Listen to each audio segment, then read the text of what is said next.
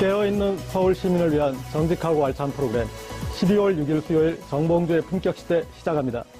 첫 번째 주제는 응답하라 청와대 국민 청원 게시판입니다. 함께 하실 두 분입니다. 양지열 변호사 자리하셨습니다. 네, 안녕하세요. 네. 김원식 평론가 나오셨습니다. 네, 안녕하십니까. 네. 이 조국 민정수석이 국회의원들에게는 좀 까다로운 사람인데 국민들에게는 편안한 사람인 것 같습니다. 국회의원들이 부르면 안 나가죠. 안 나는데 국민들이 부르면 계속 나오고 있습니다.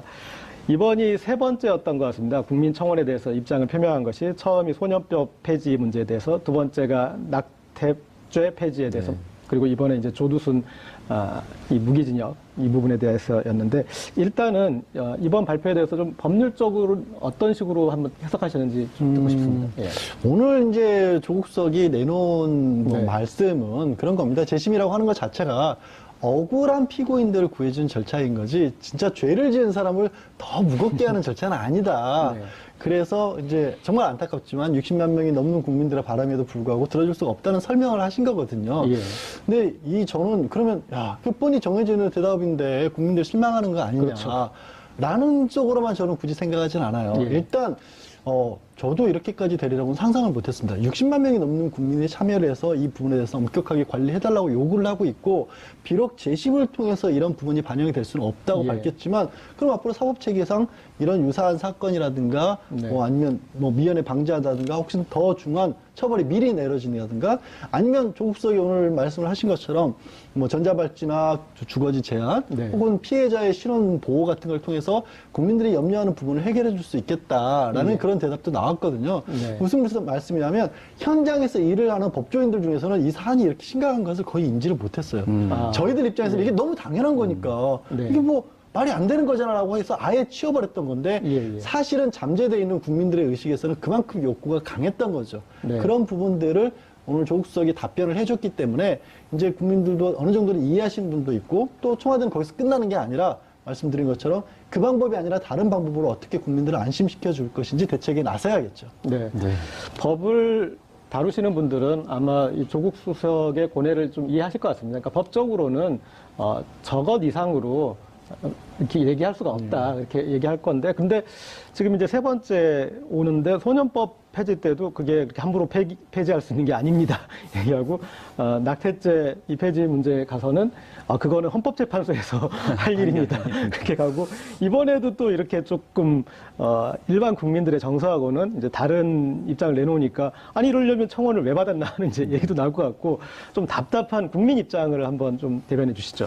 일단은 아까 이제 재심 제도 말씀하셨잖아요. 그래서 재심이라는 것 자체에 대해서 또 이해를 도왔을 거라고 생각을 합니다. 재심이라는 결국은 다시 판단을 한다라고 국민 정서는 생각을 한 것인데, 예. 사실 말씀하셨듯이 재심이라는 건 억울한 사람들한테서 다시 한번 이제 재판을 하는 건데요. 그래서 한편으로는 이런 제도는 없나 이런 생각도 좀 해봤어요. 국민들이 원하는 것은 이 사법부가 잘못 판단한 것에 대해서 정말 못된 놈, 잘못한 놈인데 왜 벌을 덜 주느냐. 네. 벌을 이따 준다 하더라도 다시 좀 이렇게 벌을 더 세게 줘야 되는 것 아니냐라는 어떤 정서가 개입이 된 거죠. 그래서 국민들이 원하는 법제도 같은 경우는 제가 봤을 때는 일종의, 제가 이름을 붙이면 가중심판 비슷한 것 같아요. 예. 다시 한번 이 판단을 해서 이제 위험도도 제거를 하고 징벌에도 정확히 좀 줘야 되는 것 아니냐라는 것에 어떤 정서가 반영이 됐다고 생각을 하고요. 또 무엇보다도 아까 이제 사법부가 좀 잘못한 것을 지금 민정수석이 일종의 처리하는 그런 예. 상황들이 벌어졌는데, 중요한 건 그 당시에도 그 검사들이 징계를 받은 거로 알고 있습니다. 왜냐하면 네, 그렇죠. 이 형법으로만 적용했고 이 성폭력에 관련된 적용을 하지 않았기 때문이고, 또 하나가 이 빠뜨렸던 게 뭐냐면, 우리나라 국민들이 학부모 입장에서 굉장히 불안함을 갖고 있다는 것을 사법부에서 놓쳤기 때문에 다시는 이런 일이 좀 없었으면 좋겠다라고 하는 정서가 반영이 되면서 이 법조계들도 이제 놀랬던 그런 사안이 아니었는가라는 생각이 듭니다. 네.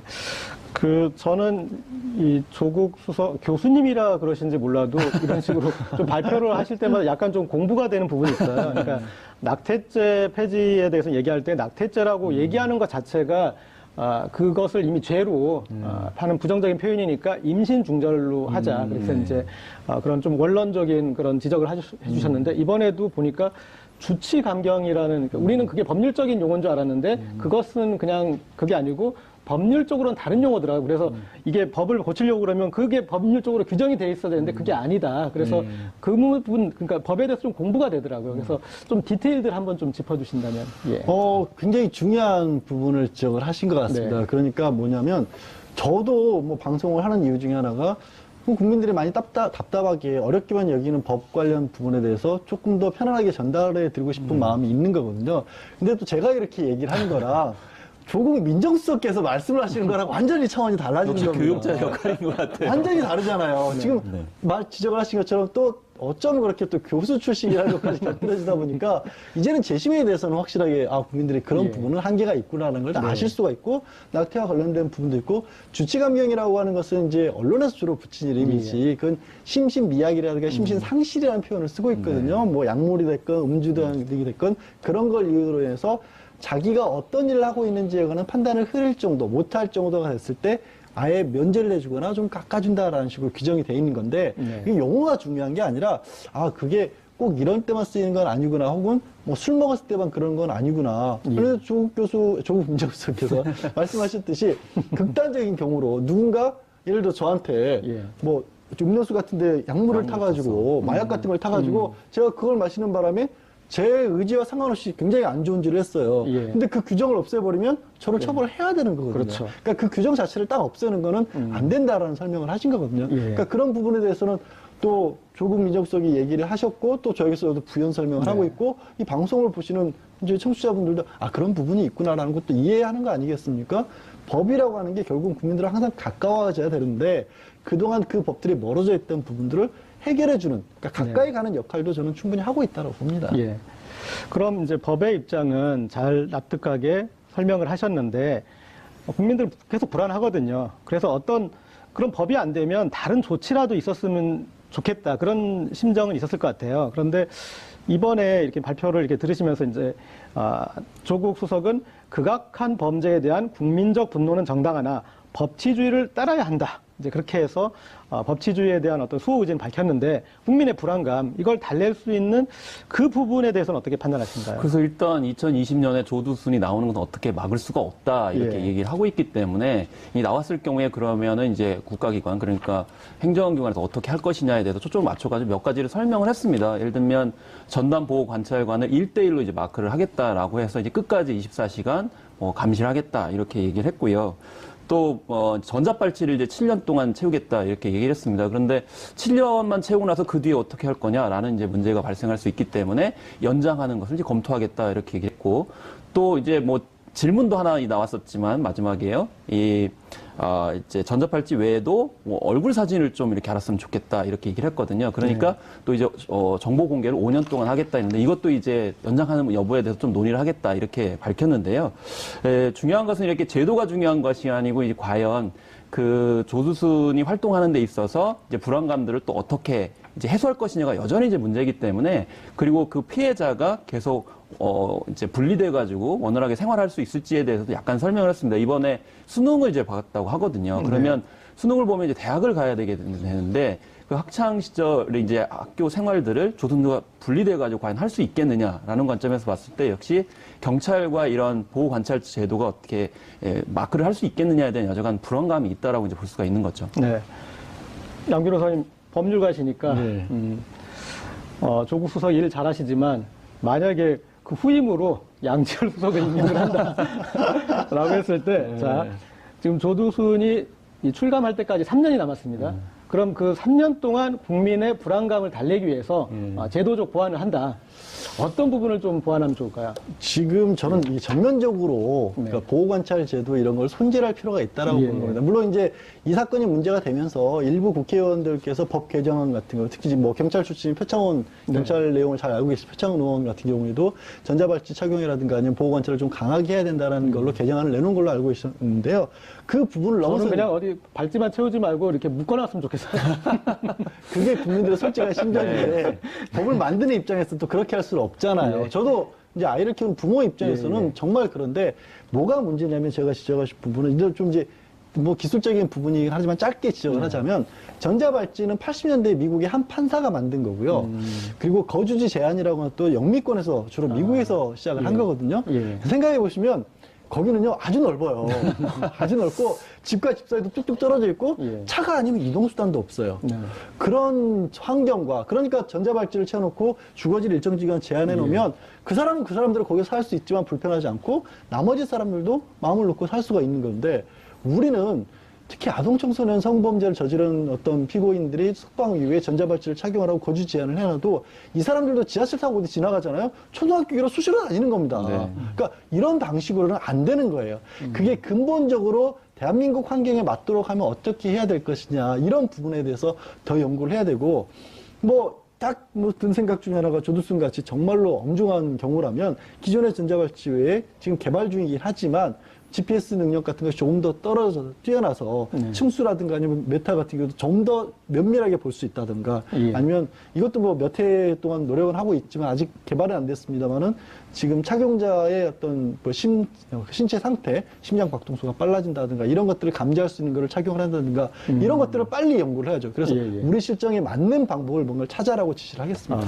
그래서 거주지 제한할 때도 한국적 현실을 좀 받아들인다는 점에서는 좀 동의를 합니다. 왜냐하면 한국은 너무 도시 밀접도가 굉장히 강해요. 예, 그러니까 예, 예. 좁은 지역에 너무 많은 분들이 살고 계시거든요. 그래서 네네. 조두순이 아니더라 하더라도 다른 사례를 보면 성폭력을 저질렀던 사람들이 살고 있는데 주변에 너무 많은 분들이 내 옆에 그런 사람이 있다는 거에 대해서 굉장히 공포감을 많이 느끼거든요. 그러니까 도시 밀집도가 굉장히 강하기 때문에 아까 넓은 지역에서 사는 이제 해외 사례를 말씀하셨기 때문에 거주 제한도 저는 도시에는 살지 않도록 했으면 좋겠다는 생각이 듭니다.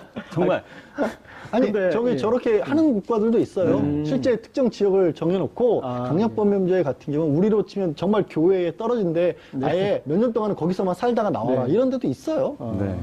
그런데 한국적 현실에서 가장 중요한 게 또 집값이잖아요. 근데 그런 그 성범죄자 정보가 공개되고 내가 이사를 가볼까? 집을 사볼까 하는 곳에 그런 정보를 확인했는데 있어서 그러면 집값에 영향을 줄 수 있잖아요. 네. 네. 나중에는 이 부분도 좀 이제 또 문제가 돼서 또 집을 가지신 분들이 그러니까 또 그런, 청원을. 예, 그런 정보를 제한을 두거나 그 거주 지역에 있는 사람만 볼 수 있게 하거나 뭐 그런 또 요구를 할 수도 있을 것 같은데. 지금도 그래서 이제 주거지 중심으로 신원 정보를 공개하도록 하고 네. 있죠. 근데 지금 말씀하신 문제들이 이미 벌어나고 있는 게 출소 이후에 자신이 범죄를 저질렀던 지역으로 돌아가는데 네. 거기에 피해자는 여전히 살고 있는 거예요. 그렇죠. 그걸 현실적으로 지금 막을 수가 없거든요. 예. 그러니까 이처럼 아직 우리의 단계는 당장 말씀 몇 마디만 나눠도 지금으로선 부족한 게 너무 많잖아요. 그런 것들을 이제 정권 차원에서 또 법무부 차원에서 어떻게 개선해 나갈 것인가를 예. 찾는 계기를 마련해 준 거죠.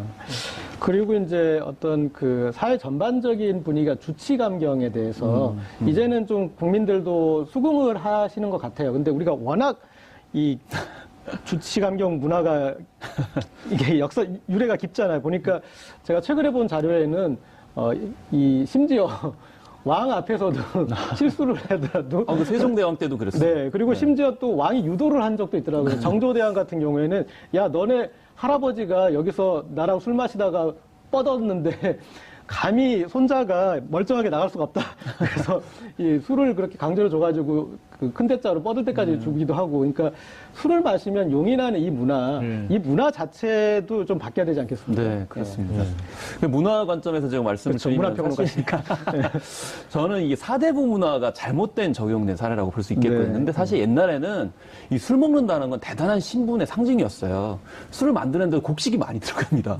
그렇기 때문에 신분적인 우월, 그러니까 구별짓기를 하기 위해서 나는 사대부고 양반이 이걸 내세우기 위해서 술을 이제 강조를 했거든요. 그러다 보니까 나는 고기하니까 술을 먹는다는 건 사대부가, 선부가 그 정도는 할 수 있다라는 것이 그대로 내어져 와가지고 신분 어떤 구별점인 점도 있고 술을 먹었을 경우에는 그렇게 하는 행태에 대해서 용인을 해왔던 문제가 많이 생겼다는 거죠. 그래서 사실 이제 법률적인 문제뿐만이 아니고 이제 일상생활에서도 이제 여러 가지 이 경범죄에 관련된 것들을 용인해줬던 문화가 있고 그러다 보니까 회식 자리에서도 그런 성폭력 문제들이 많이 만연했기 때문에 결과적으로 이런 성폭력 문제 관련해서 그리고 일반 일상생활에서도 모든 어떤 그 삿된 행동들을 합리해주는 문화 자체가 바뀌어야만 이 법리하고도 연결될 수 있지 않을까 그런 생각이 듭니다. 그러면 양 변호사님께는 제가 돌직구 하나 던지겠습니다. 네. 변호사시니까. 그런 주치감경을 이렇게 변호하는 입장에서 본인이 변호하신 적 있으십니까? 네, 이거는 돌직구가 의미가 없는 거예요. 제가 여기에 대해서는 왜냐하면 항상 준비되어 있어요. 사실 법조인들은요, 변호사들은 이 논의에 대해서 굉장히 놀랐어요. 왜냐하면 아. 저희 그 변호사들이 느끼기에 주치감경 규정은 사문화되어 있습니다. 사문화. 이미. 그러니까 저도 이미 한 5, 6년, 7, 8년 된 것 같아요. 예전에는 정말로 변호사들이 무슨 얘기를 했냐면 이 탄원서 같은 걸 변론서를 쓸 때 술을 뿌려서 낸다라는 표현을 썼었어요. 술 냄새 나게 써야 된다. 그게 피고인이 술을 너무 많이 먹었다는 얘기를 밑도 끝도 없이 계속 쓴 겁니다. 평소에 뭐 소주 한 병 먹는데 2병 먹었고 그다음에 뭐 5차를 갖고 막 이런 얘기를 썼는데 부모님도 몰라보고. 예, 안 봐줘요. 이제는 실제 현장에서는 주치감경 얘기가 아직도 나온다라는 거를 변호사들은 좀 신기해할 정도입니다. 그리고 특히 성폭력 같은 경우에는 대법원 양형위원회에서 이미 아예 그러니까 법은 살아있대. 그거를 성범죄에서는 사실상 적용하지 말라라고까지 해놨습니다. 예. 그러니까 2011년에 했다고 이제 수석께서 말씀하셨죠. 그렇습니다. 그렇기 때문에 실제로는 말씀드린 거 7, 8년이라고 그랬잖아요. 실제로는 현장에서 일하는 변호사들은 더 이상 술 얘기 꺼내지도 않아요. 어차피 판사들이 안 들어주니까. 근데 아직도 이제 지난 시간들의 특히 조두순 같은 경우가 대표적으로 술 때문에 깎였다라는 것 때문에 그게 너무 각인이 돼 있으니까 아직도 이제 주치감경 폐지해달라 이번에도 청원이 또 나오기 시작했는데요. 그 걱정은 좀 덜으셔도 됩니다. 네. 실제로. 이번에 청원하길 잘했네요. 이런 걸 이렇게 설명을 하시니까. 근데 국민청원이 그런 효과는 좀 있는 것 같습니다. 그러니까 팩트 체크가 되는 거죠. 예. 가장 권위 있는 사람이 권위 있는 입장에서 내놓는 거기 때문에 그런 청원을 하셨는데 현행 제도는 이렇고 그리고 거기에 대해서 실행은 이렇게 되고 있고 그리고 뭐 미진한 부분은 이런 것이다라는 것이 딱 정리가 되니까 좋은 것 같습니다. 그래서 저희는 이제 조국 교수님 익숙한데 보니까 국민청원을 했을 때 반드시 조국 이 수석이 답변하는 부분 없더라고요. 그러니까 이제 앞으로는 또 다른 분들도 할 수 있는 것 같습니다. 그런데 아마 제가 생각하기에는 계속 나오시게 될 가능성이 큰 것 같은데 일단은 이 청원권에 대한 성원이 엄청나요. 그러니까 지금 올라오는 지금 뭐 100일 남짓 됐는데 이것들 이런 뭐 어떻게 보면 다음 아고라 게시판이 이쪽으로 통째로 이주한 것 같은 그런 기분이 드는데 이런 이 청원 게시판의 열기 어떻게 보시나요? 네, 저도 이제 방문을 해봤거든요. 네네. 실제 그런 청원을 올렸을 경우에 저도 이제 참여를 한 이제 경험이 있는데 정말 엄청나게 많은 다양한 청원들이 올라오더라고요. 그래서 사실은 뭐 굉장히 시시콜콜하고 지엽적이고 이것이 청원의 대상이냐라고 이제 생각할 정도로 생각하지 못했던 부분들이 많이 있었던 것 같습니다. 그런데 한편으로는 그런 아고라도 이제 말씀을 하셨지만 일종의 어떤 공론화된 장이다, 민주주의의 장이다, 전 그렇게 생각이 들고요. 무엇보다도 이런 사안에 대해서 뭐 해결을 원하느냐, 뭐 네. 해결이 반드시 돼야 되느냐, 저는 그렇게 생각하지는 않습니다. 왜냐하면 아까 이제 조국 교수도 말씀을 하셨지만 신뢰성 있는 분이 나오셔가지고 설명을 해주니까 또 정리정돈을 하고 이해의 폭을 넓힐 수 있는 장으로 삼아야지 마치 옛날에 뭐 박정희 정권이라든지 뭐 이런 때처럼 뭐 청와대가 개입을 해가지고 이것들을 정치적으로 해결해준다. 이런 개념의 청원이 아니기 때문에 뭐 일부 야당에서는 이런 청원 제도 자체를 공격하는 건데 지금 현재 실제 들어가 보면 뭐 그런 원리로 움직이지 않고 있다라는 것이죠. 네. 네. 그런데 이제 지금 뭐 언론에서 지적이 되거나 그런 내용 중엔 청원한 사례 중에 너무 좀 어이없는 것들이 많다. 뭐 심지어 국내 위안부를 뭐 창설해달라 뭐 그런 부분으로 해서 어떤 뭐 연예인 뭐 커플을 이렇게 깨달라는 그런 것까지 뭐 그런 것들이 좀 있어서 지적이 되는데 그거에 대해서는 어떻게 생각하시나요? 그런 것들이 근데 반문하고 싶어요. 얼마만큼이나 그 게시판 내에서도 많은 어떻게 보면 국민들의 호응을 얻어내는가. 맞습니다. 네, 저는 지난해 촛불을 그런 국민들이 그렇게까지 호응했었을 때 누군가가 부추겨서 누군가 게시판 하나에 글을 올려서 어느 특정 언론사가 앞장서서 마치 국민들을 선동해서 이런 일이 이루어졌을까요? 아니요. 공감을 이뤄낼 수 있는 청원은 다른 것들이었죠. 그러니까 그런 것들마저도 없다면 오히려 그 청원 게시판이 저는 무용지물이라고 생각해요. 저는 여기가 약간의 배출구 역할도 해야 된다라고 생각을 합니다. 다만 아까 말씀하신 어떤 특정 사이트의 게시판에서 그런 역할을 했을 때와 지금은 또 시대 환경이 많이 달라져서 보다 많은 국민들이 연령과 신분이라든가 사회적 일이나 이런 걸 떠나서 다 들여다볼 수 있고 다 참가할 수가 있거든요. 그런 창구 자체가 하나 정도는 있어야 되지 않을까.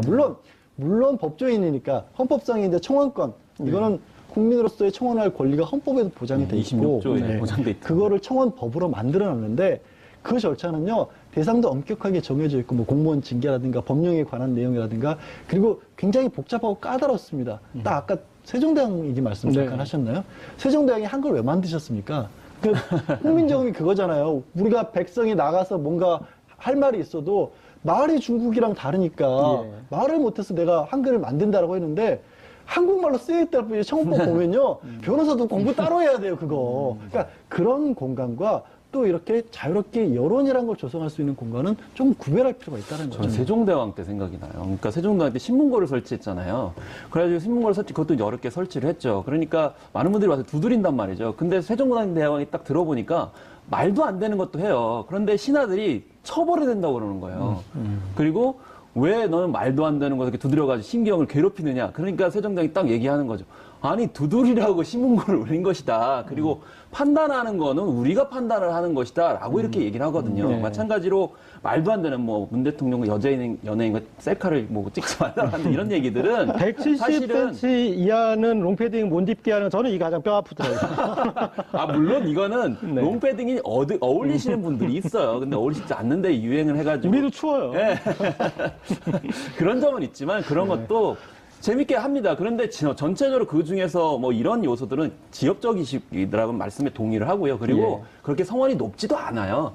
저는 그리고 시간의 흐름에 따라서 자동적으로 이건 정리가 될 거라고 생각을 합니다. 지금은 워낙 한 이슈, 이것도 정치적인 어떤 이해관계에 따라서 이제 평가절을 하기 위해서 또 언론에서 또 그렇게 일부러 과장하는 측면들이 있거든요. 그러니까 저는 민주주의의 원칙은 일단 이렇게 열어놓고 자동적으로 이제 정리정돈에 가는 원리를 따르는 것이 저는 민주주의 원칙이기 때문에 이 청원도 마찬가지라고 생각합니다. 네. 뭐 지금 말씀하신 게 사실 정권 초기잖아요. 네, 그러니까 그리고 정권 초기이고 이런 식의 얘기들을 할 수 있었던 기회가 그동안 많이 너무 없었어요.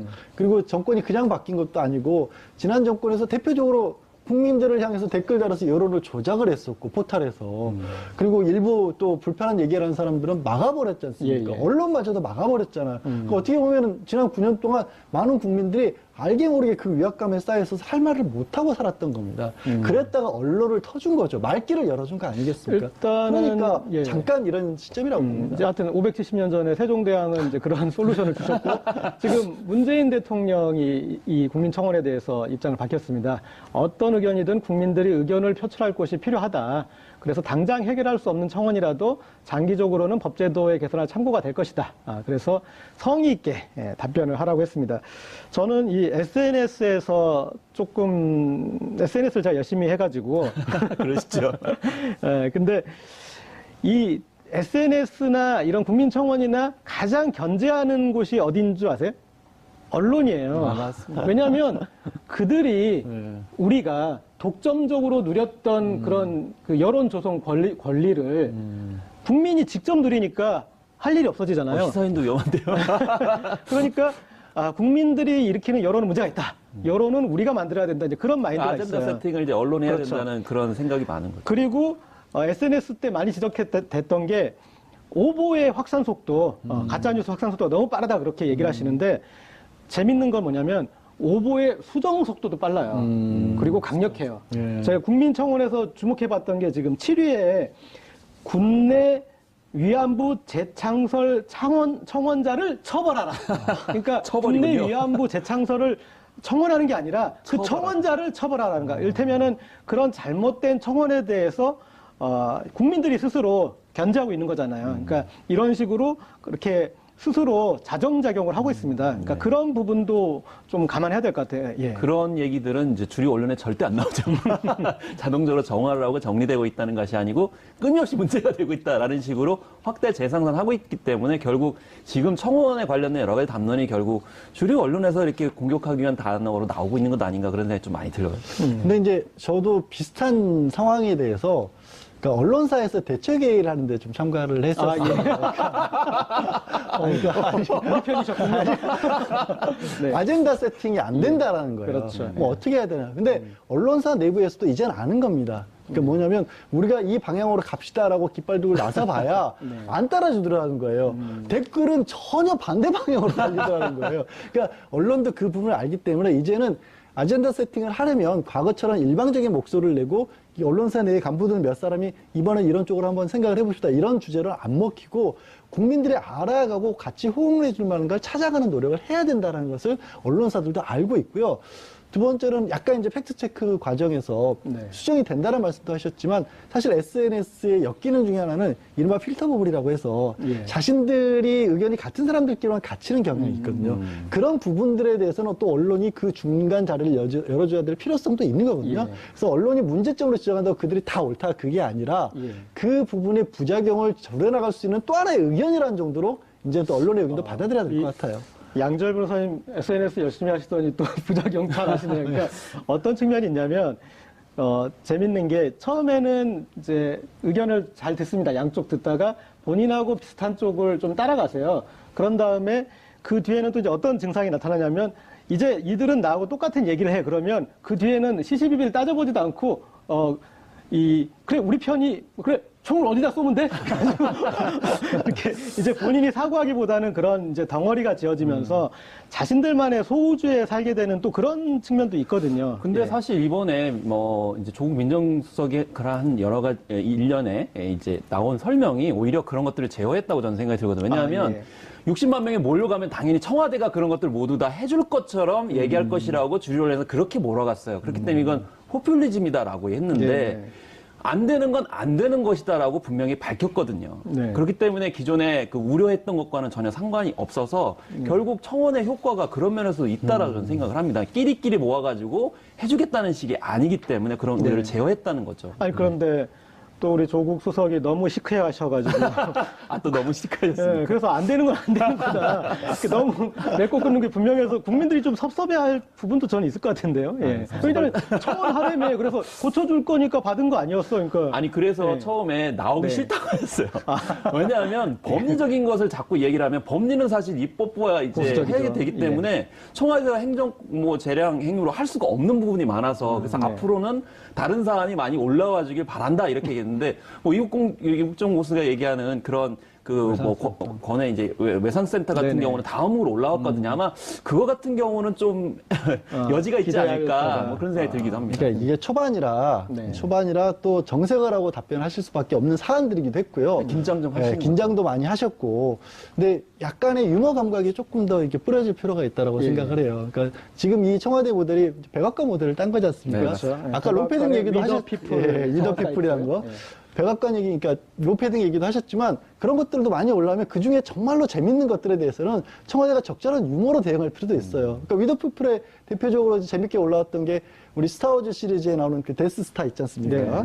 네. 행성도 파괴해버리는 거. 그거 만들어 달라고 했을 때 어떻게 대답을 했냐면 우리 미국이 한 해 가지고 있는 예산이 얼마고 저 160kg짜리를 만드는데 얼마만큼의 돈이 필요한데 우리로서는 현재는 감당하지 못한 굉장히 진지하나 사실은 웃고 보면 웃을 수밖에 없는 대답들이 있었거든요. 네네. 롱패딩에 대해서도 그렇게 좀 답변을 해주는 관리자가 있어야 돼요, 이제는. 그러니까 말씀하신 게 들으니까 우리가 얼마나 좀 문화적으로 좀 뒤처져 있는가라는 생각을 해요. 그러니까 정책 사안을 너무 심각하게 생각하고 또 공격이 너무 많다 보니까 그걸 좀 유연하게 대응하는 것도 좀 허용을 해줘야 되는데 항상 진지 모드로 가야 되니까 지금 현재 조국께서 원래 스타일은 그런 게 아니라 단칸에 이제 잘라버리니까 오히려 청원의 성격도 퇴색되는 점이 있어서 또 부드럽게 유연하게 앞으로는 좀 시간의 흐름에 따라서 바뀌지 않을까. 그렇게 좀 그러네요. 봐줄 수 있지 그러니까 않을까요? 롱패딩에 대해서 청원한 내용은 남자는 170cm, 여성은 163cm 이 이상만 롱패딩을 입게 하자였는데 청와대에서 좀 진지하게 이 패션계 전문가들 의견을 두루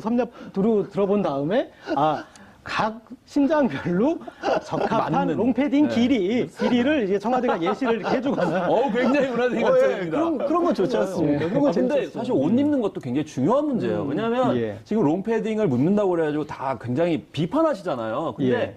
특히 학생들이 입는 이유가 있어요. 아니 제가 SNS에서 학교에서 너무- 롱패딩 비판을 김원식 평론가님 그래서도 본 것 같은데요? 아니, 저는 방송에서는 다르게 얘기합니다. 다르게? 왜냐하면 예. 중고등학생들이 교복을 입으면 너무 추워요. 그렇기 때문에 어쨌든 학교에 가면 뭔가 입긴 입어야 됩니다. 네. 그런데 맞춤식으로 뭐 어떤 걸 입어라 학교에서도 얘기 안 해주거든요. 학교 선생님들도 얘기 안 해주는데 어떻게 청와대가 그리고 얘기를 교복 하겠어요. 입다 보니까 똑같은 옷 입는데 되게 익숙하잖아요. 그 문화 자체가 바뀌어야 되는데 그걸 얘기를 안 하고 왜 따라하느냐, 민족성이 어떠냐, 국가성이 의심된다 이렇게 얘기를 하면 좀 안 되는 것 같아요. 그런데 왜 그거 비판하셨어요? 거기서는 SNS는 제가 할 말을 다 못하고 있습니다. 한 번씩 다 따라가기도 하는 거예요. 저희도 학교 다닐 때 다 한 번씩 이상한 유행들이 있었지 않습니까? 예. 저도 따라간 기억이 나고. 근데 한번 이제 아까 백악관 얘기 계속 나온 김에 그러면 우리는 그럼 이걸 안 하면 어떤 일이 벌어질까요? 그렇게 생각해 보시면 지난 촛불 정국에서 예. 박 전 대통령 탄핵이 벌어졌을 때 어떤 일이 벌어졌냐면 이른바 태극기 집회에 나섰던 분들은 백악관 위더피플에 청원을 했습니다. 그렇죠. 10만 명을 넘게 모아서 이 상국을 해결해 달라. 얼마나 이게 사실 그게 10만 명을 안 넘은 게 정말 천만다행인 게 그럼 백악관 그 담당자가 보면서 10만 명 넘었으니까 대답을 해야 되나? 우리가 저 청와대 백악관이 개입을 해서 유머러스하게 풀어갈 수도 있지만 국제적으로 되게 황당한 논란거리가 내정 될 수도 간섭이죠. 있었던 거거든요.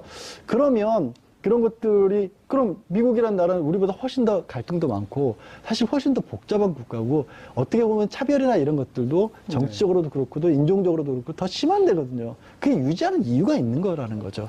기왕 제도 자체를 변침할 게 아니라 그러면 어떤 식으로 관리하고 있는 이런 것들도 조금 더 면밀하게 보는 게 좋겠죠. 지금 이제 양 변호사님이 중요한 지적을 하셨는데, 지금은 청원이 약간, 이념 대결 양상은 아니지만, 그러나 조만간 곧 이념 대결 양상을 띌 수 있을 것 같고, 지금 우리 사회에 상당히 정체성 논쟁들이 여러 가지 지점에 있지 않습니까?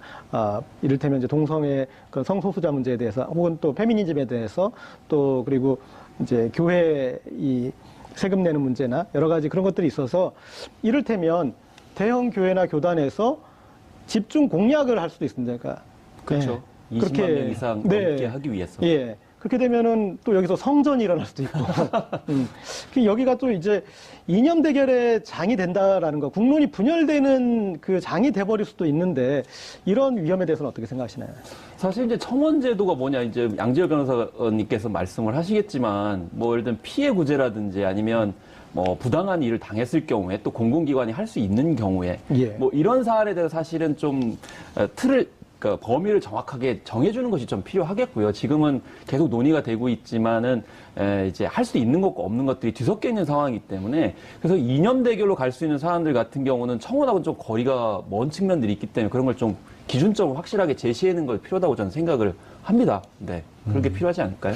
근데 고 기자님, 국론은 원래 분열되어야 하는 거 아닌가요? 저는 국론 분열이란 말을 들을 때마다 약간의 반감이 드는 게 생각하는 게 이게 얼마나 다 다른데 이 많은 이슈 하나 가지고도 정말 저는 상상도 못했던 일들이 많이들 생각들을 하시더라고요. 네네. 요즘 특히 그걸 많이 아는데 예. 그런 것들이 그동안 우리 사회에서는 제대로 터놓고 얘기하고 싸울 만큼 제대로 싸워보지도 못했었고 그렇죠. 누군가 뭔가 소수자가 거기에 대해서 꺼내서 얘기를 하면 저거 치워 뭐 이런 식의 반응밖에 없었거든요. 네네. 그런 것들이 좀 분출이 돼가야죠. 근데 네. 그게 성숙해가는 과정 아닐까 싶어요. 저는 이제 그런 국론 분열 할수치니까 그 독재 권력들이 좋아하는 단어가 저로 국론 분열이거든요. 예를 들면 뭐 이제 뭉치면 살고 흩어지면 죽는다 이런 말.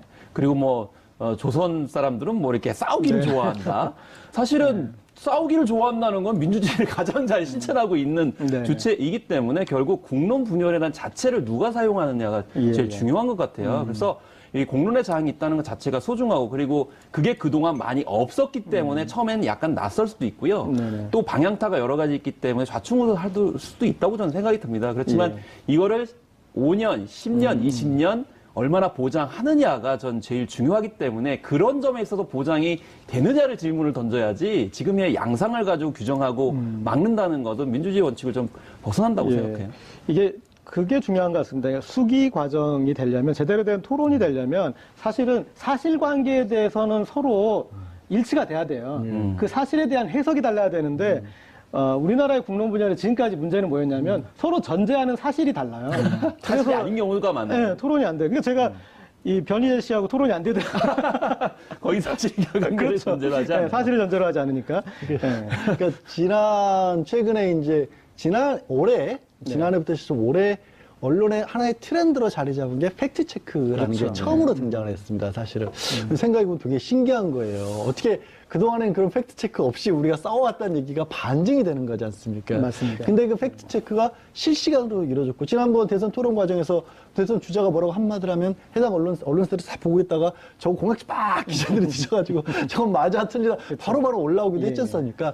그런 과정들이 첨가가 돼야 될 거고, 지금은 비록 게시판 하나이기 때문에 그런 것까지 이루어지지 않고 있지만, 이게 점점 더 발전하면 그 안에서 이건 정말로 공론화해서 예를 들어 지난번 원자력 발전과 관련해서 얘기를 했던 것처럼 그런 절차를 한 번쯤 거쳐야 될 만한 것이라고 한다면 그런 걸 또 끌어낼 수도 있는 거 아니겠어요? 그런 걸로도 연결이 될 수 있겠죠. 두 분 말씀을 들으니까 생각이 이제 평소에 들었던 걸 좀 더 말씀을 드리면 저는 팩트체크라는 단어를 별로 안 좋아하거든요. 왜냐하면 안 좋아하다는 거 부정한다는 뜻은 아니고요.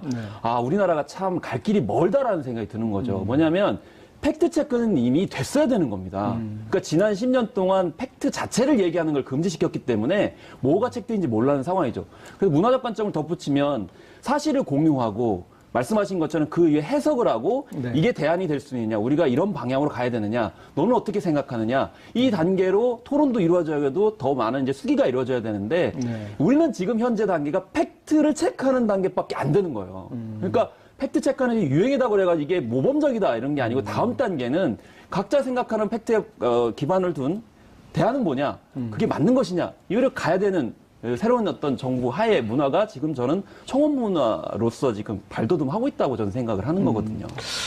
그 다음에 이제 이런 청원이 몰리면 청와대가 당사자가 아닌데 이를테면 그렇죠. 이명박 전 대통령의 출국을 금지시켜달라. 그러면 이게 법무부가 해야 될 일인데 청와대가 이렇게 청원이 많으니까 법무부를 또 압박할 수도 있는 거 아니겠냐. 국민의 뜻이 이렇다고 해가지고 그런 또 우려도 또 제기되고 있거든요. 그러니까 그런 우려는 약간 좀 너무 지나치게 기울일 것 같아요. 그렇습니다. 그러니까 그거 법무부에 대해서 그럼 예전처럼 뭐 법무부 장관 아니면 검찰총장 시켜가지고 당장 누구 잡아와 이런 일이 벌어질 상황이었다라면 야권에서 지금 주장하는 것은 정치보복을 이미 했겠죠. 그것이 아니라는 전제 하에서 이 지금 국민청원 게시판이라는 게 운영이 되고 있다라는 것은 될 수가 있고요.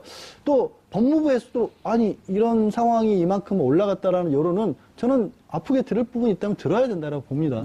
사실 대한민국 법무부 법조계 뭐 판사나 검사분들처럼 밖에서 뭐라고 하더라도 우리는 정말 우연히 우리의 길을 가겠다라는 그런 조직은 없었거든요. 그거 여태까지 바꿔보자는 거 아니에요. 청와대만 들을 게 아니라 국가기관의 공적 기관들은 모두 다 참고라고 볼 수 있는 그런 시스템으로 바꿔나가야겠죠. 그렇습니다. 그래서 뭐 이제 청원의 기능을 반드시 뭐 피해 구제라든지 뭐 행정기관의 시정에 관련된 부분이라든지 뭐 법률적인 어떤 부분에 있어서 행정부가 할 수 있는 것에 대한 뭐 개선 그리고 뭐 행정기관이 또 시설 운영 같은 거 했을 때 또 국민에 밀접한 부분이 있기 때문에 그런 것에만 한정되는 것이 아니고요. 제가 봤을 땐 지금 현재 민의가 이렇게 돌아가고 있구나라는 걸 확인할 수 있는 곳. 그리고 지금 현재 국민들 입장에서는 혹은 뭐 여러 사람들도 전문가들도 좀 혼란스러운 사안에 대해서 정리정돈 내고 또 설명해 줄 수 있는 장으로서 생각을 해야 되지 청원의 경우는 너무 법률적으로 해석을 하다 보니까 이런 오해가 혹은 왜곡이 있을 수 있지 않을까 그런 데 좀 드네요. 지금 현재는 이제 이렇게 댓글식으로 해서 동의하는 것만 표시가 되잖아요. 그러니까 싫어요가, 그러니까 좋아요는 있는데 싫어요가 또 없고 그런데 어쨌든 이 제도에 뭐 보완되었으면 하는 부분이나 아니면 이 청원에 대한 반응에서 또 뭐 이 보완했으면 하는 그런 부분 혹시 있으신가요? 네, 지금 이제 들어가 보면은 너무 사안이 뒤섞여서 쭉 나열식으로 돼 있어요. 그러다 보니까 이게 어떤 부분에 있어서 사실 또 청원제도 같은 경우도 이 시민들이나 국민들 입장에서 봤을 땐 관심 분야가 있거든요. 네네. 그리고 주안점을 두고자 하는 부분이 있는데 지금은 너무 수용자 관점에서 봤을 때 접근하기가 너무 힘든 측면이 있고 묻히는 점들이 있어요. 그래서 좀 이용하시는 거나 참여하실 수 있는 분들이 접촉해서 좀 더 공론화된 장으로 참여할 수 있는 여지를 제도적 개편을 좀 했으면 좋겠다는 생각도 해보게 되더라고요. 네. 이제 관리자 입장에서 이제 충분한 말씀을 해주셔서 저는 이용하는 사람들 입장에서도 소중한 기회, 이거를 정말 쓰레기통으로 만들어서 더 걷어차는 일이 없도록 국민들께서도 소중하게 이용을 해주셨으면 좋겠어요. 저는 이거 아끼고 더 살려서 계속해서 이어나가고 싶다는 생각이 들거든요. 네, 그런 정도입니다. 뭐 국민청원 이제 겨우 100이 지났습니다. 돌도 지나고 좀 앞으로 커나가는 그런 모습을 좀 봐야 될 것 같습니다. 네, 정봉주의 품격시대 두 번째 주제는 문무일 검찰총장의 연내 적폐 수사 마무리 발언 논란입니다. 두 분 모셨습니다. 차재원 부산 가톨릭대 교수 자리하셨습니다. 안녕하세요. 네. 손수호 변호사 자리하셨습니다. 네. 시청자 여러분도 샵 5400으로 다양한 의견 문자로 보내주시기 바랍니다. 페이스북 라이브로도 시청하실 수 있습니다. 국민들은 아직 지겹지가 않을 것 같은데 아마 제가 봤을 때 지금 지겨우신 유일한 분들은 수사를 받으시는 분들만 지겨울 것 같은데 적폐청산의 대상들이 네. 좀 피곤해하시겠죠. 문무일 검찰총장이 왜 이런 발언을 했을까요? 일단 어제 어제 발언 좀 지켜보시죠. 예. 일단은 지금 제가 발언을 보니까 주요 발언은 수사가 기한을 정하기 어렵지만 올해 안에 주요 수사를 마무리하기 위해 최선을 다하겠다. 내년에는 국민의 억울함을 풀어주는 민생 사건에 집중하겠다. 이렇게 했어요. 좀 의도 어떻게 보셨습니까? 어제 그 기자실에 와서 아마 간담회를 한 것 같습니다. 네. 그렇기 때문에 아마 문무일 총장께서 나름대로 상당히 준비된 그 메시지를 들고 와서 말씀을 하신 것 같기 때문에 상당히 좀 의도된 발언이라는 생각이 이걸 지울 수가 없습니다. 그래서 뭐 제가 봤을 때는 이 지금 그 상당히 적폐청산 수사가 상당히 지금 한창 진행 중인 상황에서 네. 이 어떻게 보면 이 그 지금 수사 총책이라고 할 수 있는 검찰총장이 좀 이례적으로 이 검찰의 속내를 드러낸 부분에 대해서는 저는 뭐 대략 세 가지 정도로의 의도가 깔려 있는 것이 아니냐. 네. 어쨌든 뭐 지금 수사 장기화에 대한 여러 가지 야당의 비판이 나오고 있는 부분에 대해서 예. 어떤 식으로 검찰의 입장을 좀 정리할 필요가 있다. 야당과 보수 언론. 예, 보수 언론. 그리고 또 하나 또 하명 수사라는 그런 부분, 네. 정치 보복이라는 부분에 대해서 검찰이 결국 그런 식의 그 정권의 도구로 이용되지 않는다는 부분을 좀 더 명확히 드러내려고 하는 측면이 있었던 것이 아니냐는 생각도 있고요. 또 한편으로는 이건 제 추측이긴 합니다만은 이 공수처 도입이라든지 네. 검경 수사권 조정이라든지 이런 이 정부 여당의 그런 검찰에 대한 여러 가지 개혁 조치에 대한 일종의 이 검찰발 견제구도 성격도 좀 깔려 있는 것이 아닌가 하는 생각이 듭니다. 그런데 어쨌든 그러나 이 정폐청산에 대해서 국민적 상당히 지금 공감도가 높은 상황에서 네. 검찰의 수사 책임자라고 할 수 있는 검찰총장이 만약에 진짜 앞서 제가 이야기한 대로 의도된 메시지였다고 한다면 이거는 조금 약간 좀 이 판단 미스가 아니냐는 생각도 듭니다. 자, 그리고 국정원의 수사 의뢰는 더 오지 않는 것을 보고받았다. 관련 수사가 상당 부분 진행되었다. 네. 그래서 이 부분에 대해서 국민하고 좀 체감 온도가 다른 것 같아요. 국민들은 이제 수사를 좀 본격적으로 하는 거 아닌가 생각을 했는데 검찰총장은 관련 수사가 상당 부분 진행됐다 이런 표현을 했습니다. 수사가 지금 어느 정도 진행됐다고 볼 수 있나요? 사실 상당 부분 진행된 그런 부분도 있습니다만 네네. 사실은 이제 시작하는 그런 그 단계에 있는 수사 부분도 있거든요. 그렇기 때문에 전체적으로 뭐 올해 안으로 끝나는 게 사실 물리적으로 불가능한 것으로 보이고요. 예. 그리고 또 올해 안으로 서둘러서 끝내려는 시도 자체가 사실은 검찰의 그 본연의 임무와 좀 상충되는 것 같습니다. 네네네. 왜냐하면 공소시효가 남아있다고 한다면 특히나 이런 국가에 해를 끼친 중대한 범죄들에 대해서는 사실 누군가 수사를 올해 안으로 마무리해라 라고 지시를 했다 하더라도 그렇게 못하겠습니다. 네네. 우리는 이렇게 잘못한 사람들 다 찾겠습니다. 그렇죠. 힘을 실어 주십시오 라고 하는 게 오히려 더 자연스러울 텐데 그 반대로 해석될 수 있는 발언을 했다는 점에 대해서는 굉장히 좀 우려스럽고요. 그리고 또 하나 문무일 총장이 수사를 올해 안으로 마무리하겠다라고 말을 했는데 사실 그 뒤에 붙인 말도 있습니다. 네. 이 부분도 굉장히 중요한데요. 사건 전체를 다 마무리하기는 어려울 것이라고 생각한다라고 했고요. 또 중요 부분이 아닌 나머지와 서두르지 않아도 될 부분은 뒤로 남겨서 마무리 지을 계획이다라는 말도 붙였거든요. 예. 그렇다면 과연 문무일 총장이 어떤 속내로 말을 했는지는 본인만 알 수 있겠습니다만 네네. 올해 지나면 수사 진행하지 않도록 하겠다. 수사 진행 못하도록 하겠다라고 하는 의미보다는 좀 일각에서 이제 검찰에 대한 불만을 제기하고 있는데 대해서 네네. 여기에 대해서 어느 정도 좀 완화시키는 예. 불만을 좀 완화시키기 위한 그 목적도 일부는 있지 않을까라는 생각도 듭니다. 그러면 제가 손수호 변호사님 말씀을 조금 더 첨언해서 말씀드리면 저는 뭐 앞서 그 문무일 총장이 기자 간담회를 자청했던 만큼 상당히 나름대로 의도된 메시지를 갖고 왔다고 제가 아까 말씀을 드렸는데 저는 그 의도된 메시지 중에 또 하나는 역할 분담도 있지 않나 하는 생각입니다. 사실 어떻게 보면 어제 문무일 총장의 그 수사 연내 마무리 발언이 나오고 난 뒤에 지금 수사를 진행하고 있는 서울중앙지검에서는 그렇지 않을 것이다는 또 상당히 좀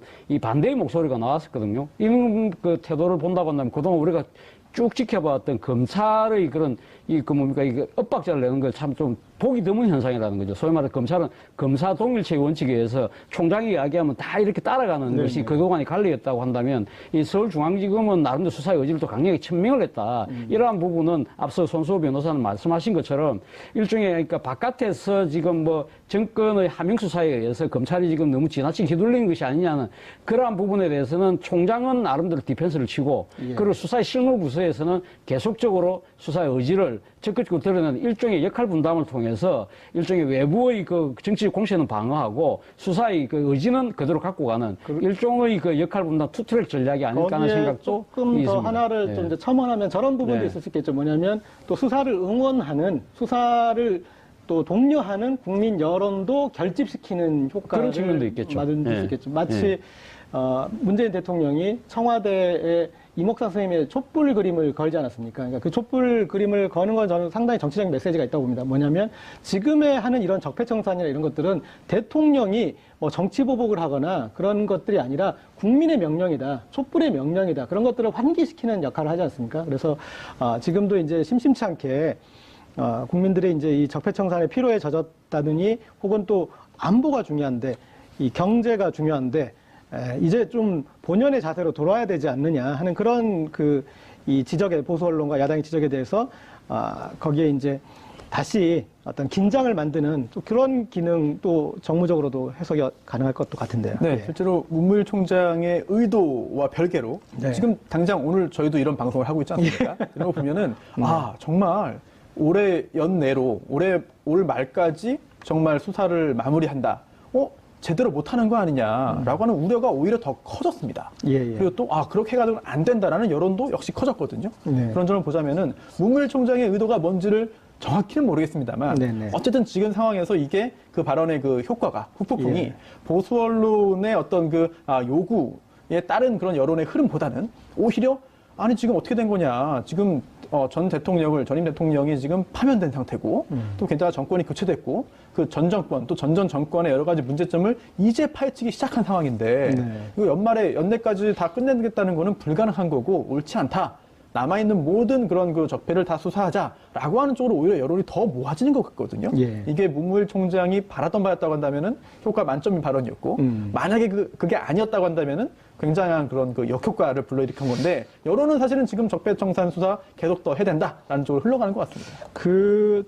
그 여론이나 이제 그런 향배를 감안했을 때 저는 또 이것을 고려 안 했을 수는 없을 것 같은데, 이 우병우 전 수석에 대한 네. 이제 구속 여부, 이제 구속영장이 받아들여질 거에 대한 확신이 있지 않는가, 저는 좀 그런 생각이 들었어요. 왜냐하면 아까 말씀하셨듯이 올해 안에 중요 부분에 대해서는 어느 정도 정리가 된다 그럴 때 만약에 지금 이제 곧 임박해 있는데 다시 우병우 전 수석에 대한 영장이 안 받아들여지면 국민들은 이게 뭐 무슨 소리냐 그런 생각이 들 거예요. 근데 만약에 우병우 전 수석이 구속이 되면은 그래도 이제 좀 큰 매듭을 지었다라는 이제 그런 생각이 좀 들 것 같은데 어떻게 보시나요?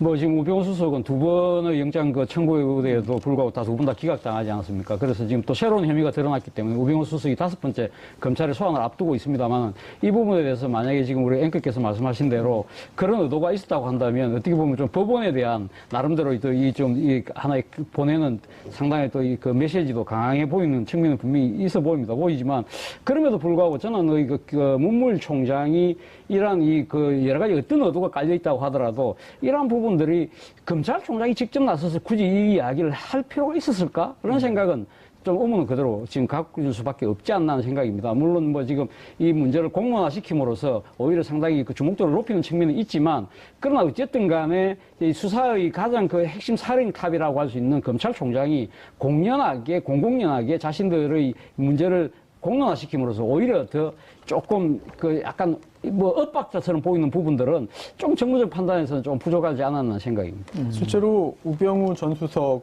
등 네.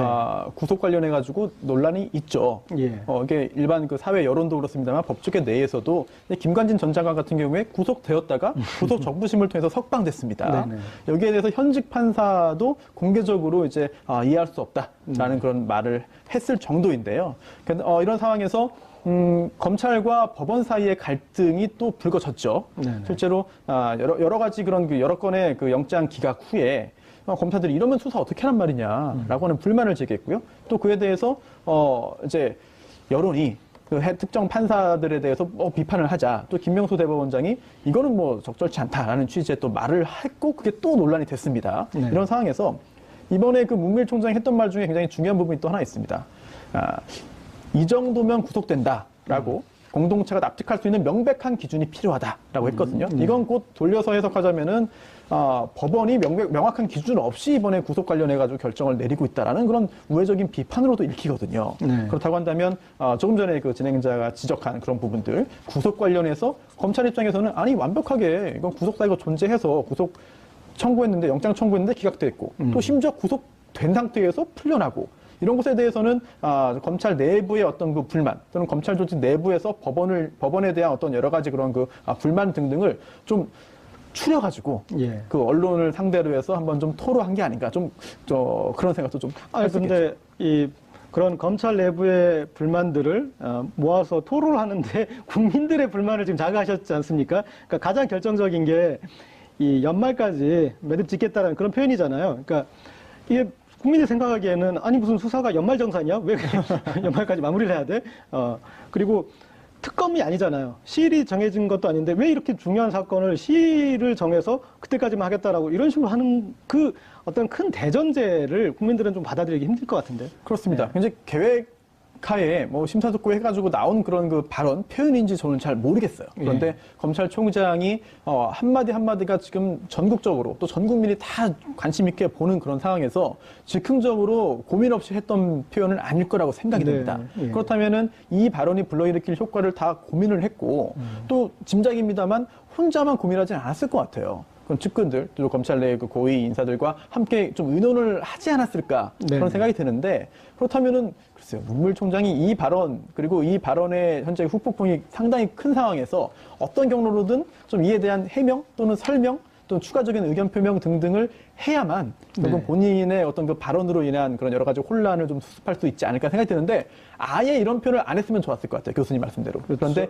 일단 이런 표현을 한 이상 그에 대한 해결도 본인이 좀 해야 되지 않나 생각합니다. 그런데 금문물 총장이 이 발언을 왜 이 민감한 시점에 했을까 하는 부분과 관련해서 또한 우리가 하나 좀 짚어볼래야 될 대목이 오늘 지금 그 여러 가지 그 보수 언론들의 해석에 의하면 문무일 총장이 이 기자간담회를 하기 전에 그 검찰의 원로들, 선배들 그리고 뭐 법무부 장관을 했다든지 전직 총장을 했다는 분들하고 많이 미팅을 했다는 것이죠. 예. 그분들로부터 빨리 수사를 종결시켜라. 그리고 지금 그 민생과 관련된 뭐 여러 가지 수사들이 많이 밀려 있는 것이 아니냐. 그런 부분들에 대해서 검찰이 빨리 본모습으로 돌아가야 된다는 그런 조언을 많이 받았다는 것이죠. 그렇지만 문무일 총장 입장에서는 아마 그것이 상당히 좀 부당하다고 생각을 아마 했을지도 몰라요. 그럼에도 불구하고 이 이야기를 하는 부분은 사실 어쨌든 간에 검찰이라는 이 조직 자체가 지금 몸담고 있는 상당히 수사를 진행하고 있는 그 검사 주체들조차도 그 이전의 선배들로부터 자유롭지 못한 것이 우리의 하나의 또 현실적인 여건이거든요. 네. 그렇기 때문에 아마 그 문무일 총장 입장에서는 이 자신의, 그러니까 지금 다 거쳐간 선배들이긴 하지만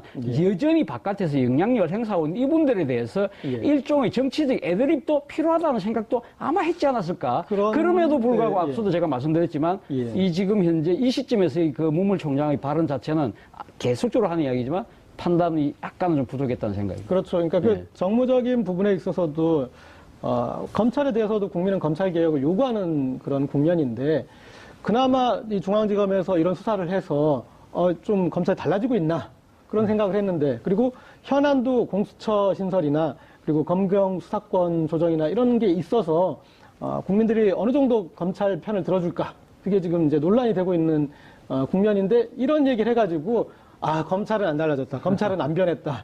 그러면 오히려 더 불리하게도 작용을 할 수 있지 않습니까? 그렇죠. 사실 어제 이 지금 뭐 여러 가지 시안이라든지 또 민생 부분에 대해서 그러니까 지금 여러 가지 제기되고 있는 뭐 수사의 그 수요들이 많기 때문에 지금 서울중앙지검에 지금 적폐 청산을 위해서 검사들이 많이 몰려 있는 부분 이런 부분 때문에 문제가 생겼다고 한다면 사실 문무일 총장은 이 이야기를 했어야죠. 그러면 상설화된 제도적 장치가 필요합니다. 네네. 그렇기 때문에 뭐 예를 들면 공수처가 필요합니다는 식의 그런 식의 제도적 대안을 제시하는 것이 오히려 나았을 것인데 논리상으로는. 논리상으로 그게 맞지만 물론 검찰 입장에서는 그 이야기하기 힘들어서 그렇겠습니다만은 어쨌든 간에 제가 봤을 때는 약간은 평지풍파를 자초한 발언이었다는 생각이에요. 실제로 윤석열 검사에 대해서 뭐 당연히 안 되는 일이지만 이제 국정원에서 평가를 했죠. 그 문건을 청와대로 보냈습니다. 그 문건에 보면은 윤석열 검사에 대해서 통제가 안 되는 인물이다, 교체해야 된다라는 그런 취지가 담겨 있었거든요. 뭐 정권이 바뀌고 뭐 총장도 바뀌고 했습니다만 사실 윤석열 검사의 스타일이라든지 그 동안에 보여줬던 그런 그 행보를 볼 때 검찰총장이 이렇게 언론을 상대로 해서 말을 했다고 해서 윤석열 이제 지검장이 뭐 수사를 열심히 해야 되는데 이제 못하겠네요라고 한다든지 이 정도로 해야겠네요라고 그렇게 입장을 정리할 것 같지는 않거든요. 예. 그렇다면은 검찰총장 입장에서는 이게 그 밑에 있는 실제 그런 그 자신의 부하 검사들에게 말하는 것도 아닌 것 같고 도대체 이게 무슨 목적이고 누구에게 한 말이며 어떤 효과를 기대한 것인지 사실 정확히 이해할 수 있는 사람이 본인 말고는 많지 않을 것 같습니다. 좀 쉽지 않은 문제일 것 같은데요. 어쨌든 이 총장과 그럼 이제 수사팀 사이에 지금 이제 수사팀에서 이거에 대해서 적극적으로 이 반발하는 건 아니고 이제 그러나 뭐 이제 갈 길은 갈 것 같은데 저는 이제 좀 그런 또 의문을 한번 던지고 싶어요. 뭐냐면 전가의 보도처럼 이런 수사는 이제 좀 적당히 정리하고 더 민생에 힘써라 할 때 들이대는 게 안보, 경제 그러지 않습니까? 그런데 이 수사는 그럼 안보가 아니고 경제가 아닌지 그렇게 저는 사실은 뭐 국정원 댓글 사건을 비롯하고 또 국정원의 특활비를 그 대통령 청와대에다가 그 뭡니까 일종의 이 사적 용도로 쓰도록 갖다 바친 것들을 어떻게 보면 그건 사실 국가 안보를 상당히 위협하는 그런 상황 아니겠습니까? 예. 그리고 지금 또 여러 가지 지금 적폐청산과 관련된 이런 문제들을 보면 우리의 경제를 해치는 요소들이 얼마나 많습니까? 그런 것들을 오히려 빨리 척결함으로써 안보를 강화하고 경제를 보강하는 그런 측면이 분명히 있는 것이거든요. 그렇기 때문에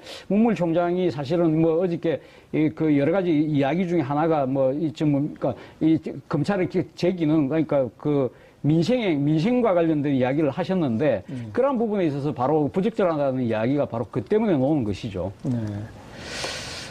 그리고 또 저는 이제 이 문무일 총장 발언을 들으면서 또 송영무 장관을 생각해 봤어요. 그러니까 국민들이 보기에는 문재인 정부는 이런 정부인데 저 송영무 장관의 어떤 생각이나 발언은 상당히 멀리 떨어져 있는 것 같다. 그런 생각이 든단 말이에요. 그리고 지금 이제 문무일 총장의 이거 대통령이 그렇게 강력한 적폐청산 의지를 가지고 있는데 아니 검찰총장이 기한을 정해서 대충 마무리하겠습니다. 이런 식으로 나오는 거에 대해서 조금 이제 의문을 제기할 수 있는데 저는 또 이 문재인 정부가 어떻게 보면 이제 고도의 어떤 정부적 판단을 통해서 각기의 수장들이 그런 독자 노선을 감으로 인해서 정권의 어떤 뭐랄까 이 색깔을 스펙트럼을 넓게 펼친 거 아닌가.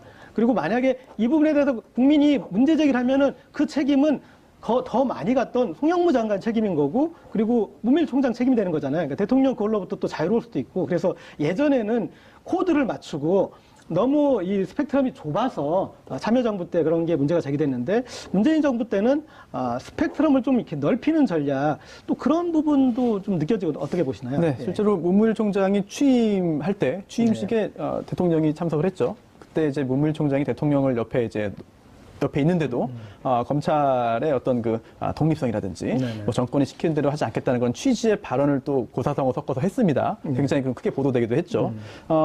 본인의 성향이 그럴 수도 있고요. 그리고 또 본인의 조직은 사실은 청와대가 아니고 행정부 전체도 아니고 검찰이거든요. 법무부 산하에 있는 검찰입니다. 그 검찰 조직을 장악하고 그 검찰 조직을 2년 임기 동안 잘 끌어내기 위해서 여러 가지 고민을 해서 행동을 하고 발언을 할 텐데 이번 발언도 뭐 그런 고민의 일환이 아닐까 짐작을 할 수 있겠고요. 그리고 또 하나 송영무 장관 얘기 나왔는데요. 사실 야당에서 굉장히 임명에 반대했습니다. 네, 그런데도 불구하고 굉장히 좀 강하게 밀어붙여서 임명을 했는데 그 후에 김관진 전 장관의 구속 적부심을 통한 석방 사실에 대해서 기자가 질문하니까 잘된 일이라고 생각한다라는 말을 했습니다. 이게 보면은 물론 문재인 정권을 지지하는 대부분의 그런 사람들의 어떤 그 생각과는 좀 오히려 정반대의 그런 그 표현일 수 있거든요. 네네. 그런데도 문재인 대통령이 강력하게 밀어붙여서 임명한 송 장관이 그런 표현을 했다라고 하는데 이게 이번에 문무일 총장의 발언 그리고 송영무 장관의 발언 등등도 결국은 이번 정권의 고위직에 있는 그런 구성원들 사이의 생각이 다 똑같지는 않다. 당연한 얘기거든요. 네네. 사안에 대한 그런 생각이 다를 수도 있고 또 그런 다른 생각을 가지고 있는 사람들이 모여서 건강한 토론을 거쳐서 방향을 설정해서 쭉 간다고 한다면 이거는 좀 전에 그 진행자의 지적대로 뭐 일사천리로 모든 사람이 겉으로 표면적으로 의견을 합치해가지고 가는 것도 물론 좋겠습니다만 하지만 현실은 그렇지 않을 수 있거든요. 본인의 속마음을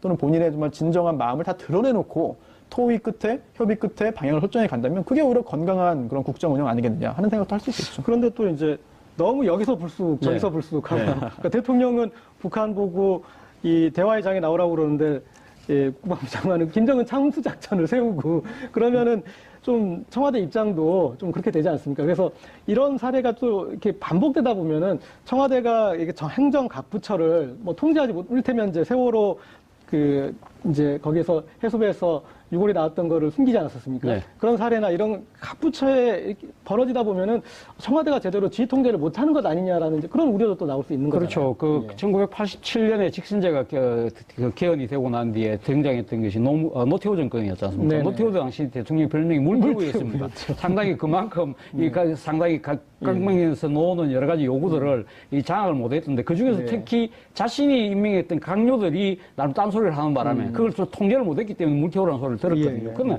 지금 문재인 대통령은 그 상황은 아닌 것 같습니다. 앞서도 뭐 우리 의원께서 말씀하셨지만 지금 송영무 장관이라든지 문물총장이라든지 이런 분들은 대표적인 군인과 검사입니다. 상당히 또 상명하복에 의해서 그 상당히 그 체질화되어 있던 그 조직 문화에 젖어 있던 분들이고 또 하나는 보수도 성통이 아주 또 강한 집단이지 않습니까? 그렇기 때문에 이런 사람들은 내부 출신의 그 내재적 한계를 가질 수밖에 없는 거죠. 그렇기 때문에 어느 정도의 약간은 그 이 조직 구성원들을 좀 또 내부를 겨냥한 내부를 약간 지향하는 듯한 발언들이 나오면서 약간 엇박자가 날 수는 있지만 그러나 중요한 것은 대통령이거든요. 대통령이 지금 분명한 국정 철학 의지를 갖고 있지 않습니까? 적폐청산에 대해서 지난번 여야 원내대표들하고 모이면서 이야기했지 않습니까? 이것은 내가 의도를 갖고 하는 것이 아니라 뭔가 틀어놓으니까 어쩔 수 이거는 단죄를 할 수밖에 없는 것이 아니냐는 이야기를 분명히 하고 있는 것이고 지금 뭐 남북 문제를 풀어가는 부분에 있어서도 대통령은 상당히 지금 뭐 북한에 대해서 강력하게 대북 억제는 하지만 그렇지만 또 한편으로는 우리가 대화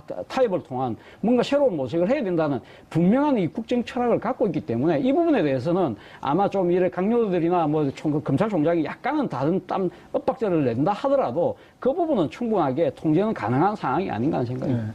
이 문무일 총장의 이런 돌출 발언이 나오기까지 한 3가지 정도의 어떤 논리적 맥락이 있는 것 같습니다. 뭐 수사에 대한 피로감 문제, 그리고 국익을 해친다는 어떤 그런 논리, 이런 이제 집중해서 이것만 하는 것이, 또 하나는 이제 검찰 본연의 임무로 돌아가야 된다. 이제 뭐 그런 뉘앙스였는데, 그러면 이 적폐 수사, 이런 정권 비리에 대한 수사는 검찰 본연의 임무가 아닌 건가요? 공수처를 만들어야 되는 건가요? 그러니까 문무일 총장의 발언을 해석하면 사실 그런 결론이 나오거든요. 그러다 보니까 아니 정말 검찰 조직에서는 지금 현재 공수처 설치에 대해서 굉장히 반발하고 있는데 아니 문무일 총장의 얘기를 해석해 보면은 공수처 설치해야 되는 거 아니냐라는 결론이 도달하기 때문에 그렇죠. 본연의 임무를 하고 있는. 굉장히 좀 의아한 측면이 있습니다. 그리고 또 이게 국익 부분. 아까 말씀하셨는데 사실 국익이 뭐냐 이게 굉장히 애매한 부분이거든요. 그리고 바라보는 관점에 따라서 국익의 개념이 좁을 수도 있고 넓을 수도 있고 또 어떤 게 국익이라고 보는 사람도 있고 아니라고 보는 사람도 있고 굉장히 충돌할 수 있습니다. 그런데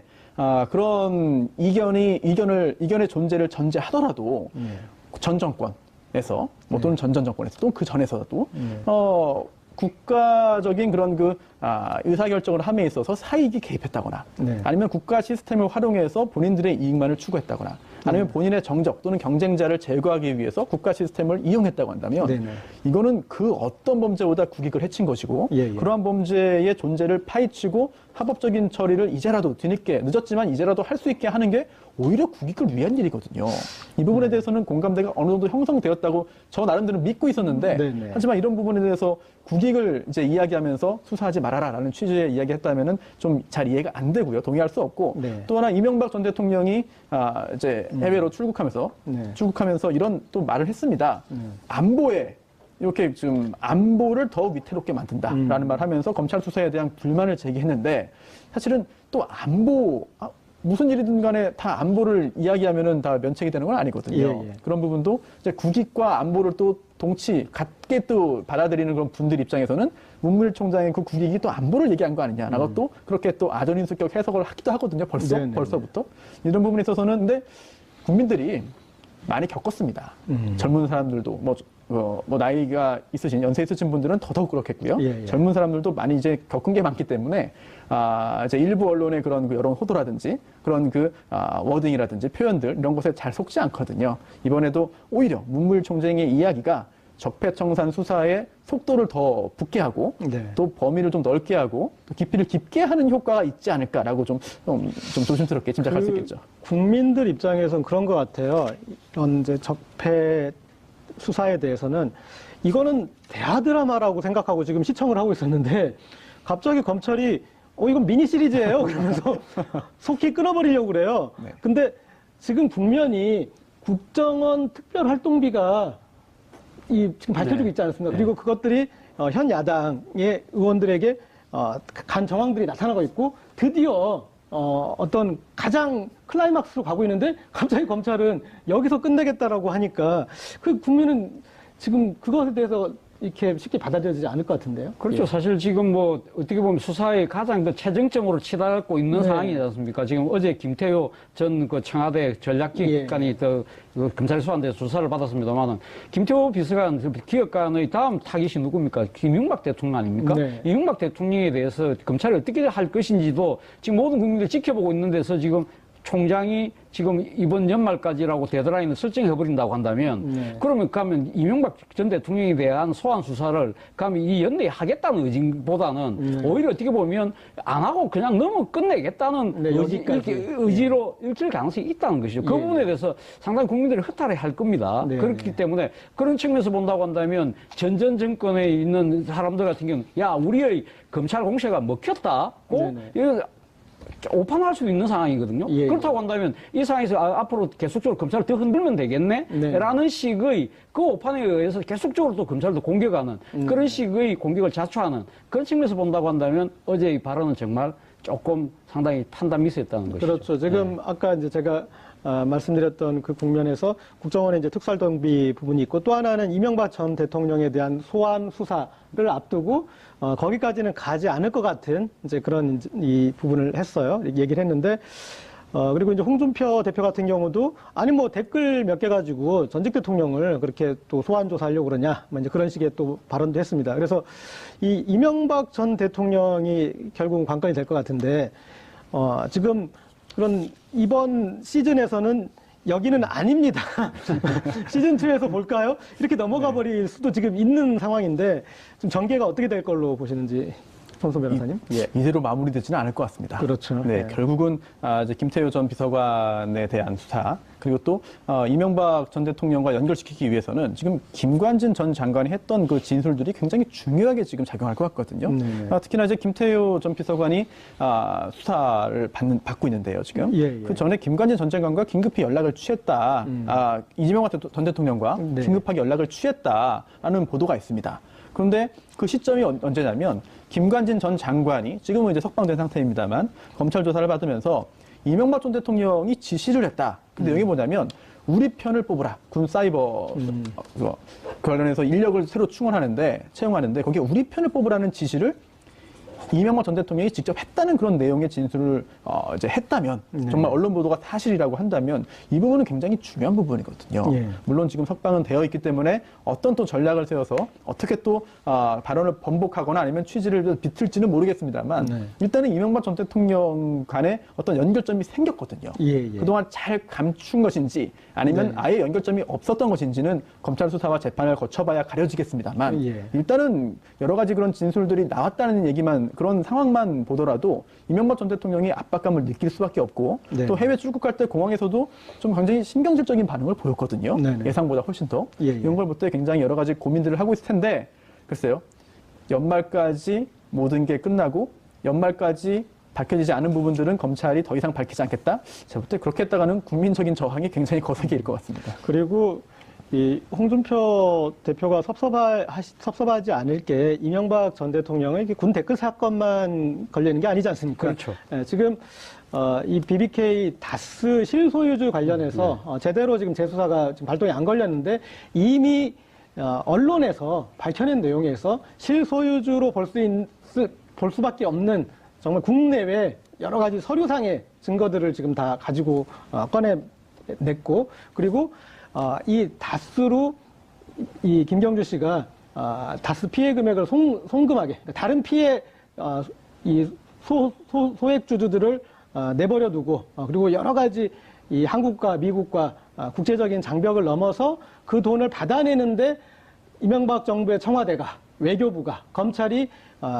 힘을 썼다는 거. 그러니까 배임이죠. 그러니까 대통령이 배임을 했다라는 것 부분도 지금 보도로 다 나타나 있어요. 이것에 대해서 이명박 전 대통령 측에서 반박도 전혀 못 하고 있고 심지어 명예훼손 소송이나 그런 걸 걸지도 못했어요. 네. 그러니까 이런 상황인데도 불구하고 이것에 대해서 수사가 이루어지지 않고 있고, 그러니까 이제 제대로 이명박 전 대통령이 포트라인에 서서 국민들에게 얼굴을 보여주고 입장을 발표해야 될 그 시기가 오고 있는데 검찰이 접으려고 한다. 이건 말이 안 되지 않습니까? 바로 앵커께서 말씀하셨던 네. 그 BBK 문제라든지 다스의 의혹 때문이라도 어떻게 보면 지금 사실 이명박 대통령에 대한 전 대통령에 대한 수사 자체가 올 연말에 안에 끝나기 힘들다는 것이죠. 사실 어떻게 보면 전직 대통령을 이렇게 소환한다는 것 자체가 검찰 입장에 상당히 정치적 부담을 줄 수밖에 없는 상황 아니겠습니까? 한 번 만약에 소환을 한다고 한다면 그건 사실 어떻게 보면 기소를 전제로 한 그러한 소환이 될 수밖에 없는 상황이거든요. 그렇다고 한다면 어제 홍준표 자유한국당 대표가 이야기했다시피 댓글 그거 갖고 어떻게 소환하느냐는 식의 이야기가 상당히 보수층들한테 먹힐 수 있는 대목이 있는 거거든요. 그렇다고 한다면 검찰 입장에서 완벽하게 투망을 짜고 난 뒤에 그럼 이명박 전 대통령을 불러야 되는 상황이라고 한다면 그럼 앞서 이야기했던 대로 다스나 BBK 문제에 대해서 아주 심도 깊은 조사를 통해서 꼼짝 못할 만한 딱 증거를 딱 하고 난 뒤에 딱 불러서 한꺼번에 다 조사를 하고 법률 처리를 할 수밖에 없는 상황이라고 한다면 이번 연말까지 데드라인 자체는 물리적으로 제가 봤을 때는 거의 불가능하다는 상황이죠. 그럼 그 최소한 이야기는 음력으로 그렇죠. 섣달 그분까지 하셔야죠. 그렇죠. 근데 거꾸로 이야기하자면 그럼 이명박 전 대통령이 사면 뭡니까 면죄부를 주겠다는 것이냐는 그 이야기를 불러일으킬 수밖에 없는 상황이라는 것이죠. 네. 과거에 전두환 전 대통령 또 노태우 전 대통령 등등 관련해서 신군부 세력 있지 않습니까? 예. 그 당시에 단죄해야 된다라는 그런 여론이 있었습니다만 검찰에서 성공한 쿠데타는 처벌할 수 없다라는 그런 논리를 들면서 결국은 수사를 진행하지 않았거든요. 그런데 그 상황에서 대학 교수들을 비롯해서 여러 그 지성인들이 성명을 발표하고 또 국민들도 굉장히 좀 반발을 심하게 했습니다. 네. 그러자 결국은 그 검찰이 입장을 바꿔서 수사를 진행을 했고 결국은 재판까지 갖고 유죄 판결이 확정됐거든요. 네네. 검찰 수사는 뭐 재판에는 여론이 영향을 미치면 안 되고 미칠 수도 없습니다만 네. 검찰 수사는 여론이 굉장히 영향을 줄 수 있을 것 같아요. 그렇죠. 그래서 예. 문무일 총장이 이번 발언을 통해서 이 적폐청산 수사 연말에까지 마무리하는 게 옳은지 네. 아니면 말도 안 되는 소리이고 예. 오히려 정말 할 수 있는 모든 힘을 동원해가지고 다 파헤치는 게 맞는지에 예. 대한 여론이 이제 정립이 될 것 같습니다. 네. 어느 쪽이 우세한지 뭐 비등비등하다고 한다면은 수사의 동력이 생기기 좀 어려울 수 있겠습니다만 네. 이제 짐작입니다만 수사를 열심히 하자라는 쪽으로 힘이 더 모인다면 여론이 모인다면 검찰 입장에서는 그런 쪽으로 흘러갈 수밖에 없을 것이고 더군다나 윤석열 지검장 같은 경우에는 또 힘을 얻을 수 있을 거거든요. 네. 검찰 내에서 파워 게임이 왜 없겠습니까? 윤석열 지검장에 대한 견제 또는 실시하는 세력들이 왜 없겠습니까? 네. 그 내부에서의 어떤 그런 것을 이겨내기 위해서는 사실 여론, 국민들의 어떤 수사에 대한 강한 열망이 반드시 좀 필요하지 않을까 생각됩니다. 그렇죠. 네, 국민들이 얘기하겠죠. 수사가 연말정산이냐. 네. 그리고 연말정산도 심지어 해를 넘겨서 하는데. 그렇죠. 네.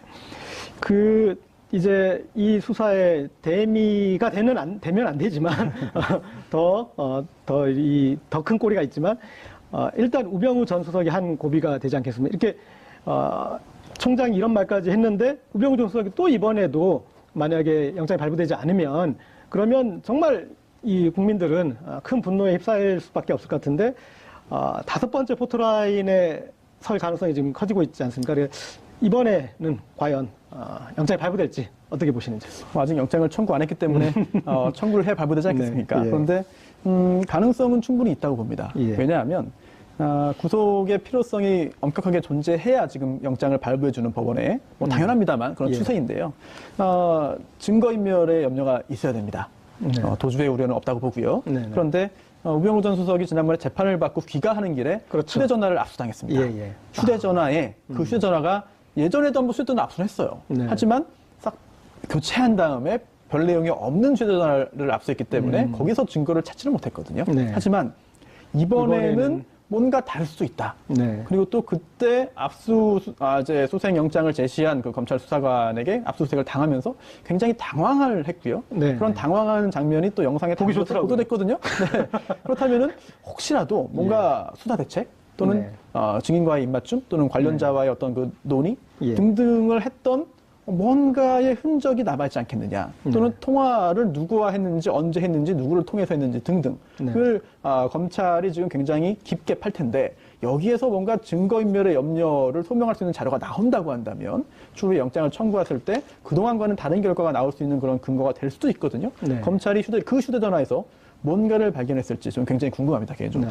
차 교수님. 근데 이번에는 제가 어떻게 봤을 되죠? 때는 사실 증거인멸도 문제지만 사안이 엄중하다는 것이죠. 이번에 지금 드러나는 혐의 중에 하나가 민성 교육감들에 대해서, 진보 교육감들에 대해서 이게 뭡니까 동양 성향 파악을 하는 것과 동시에 그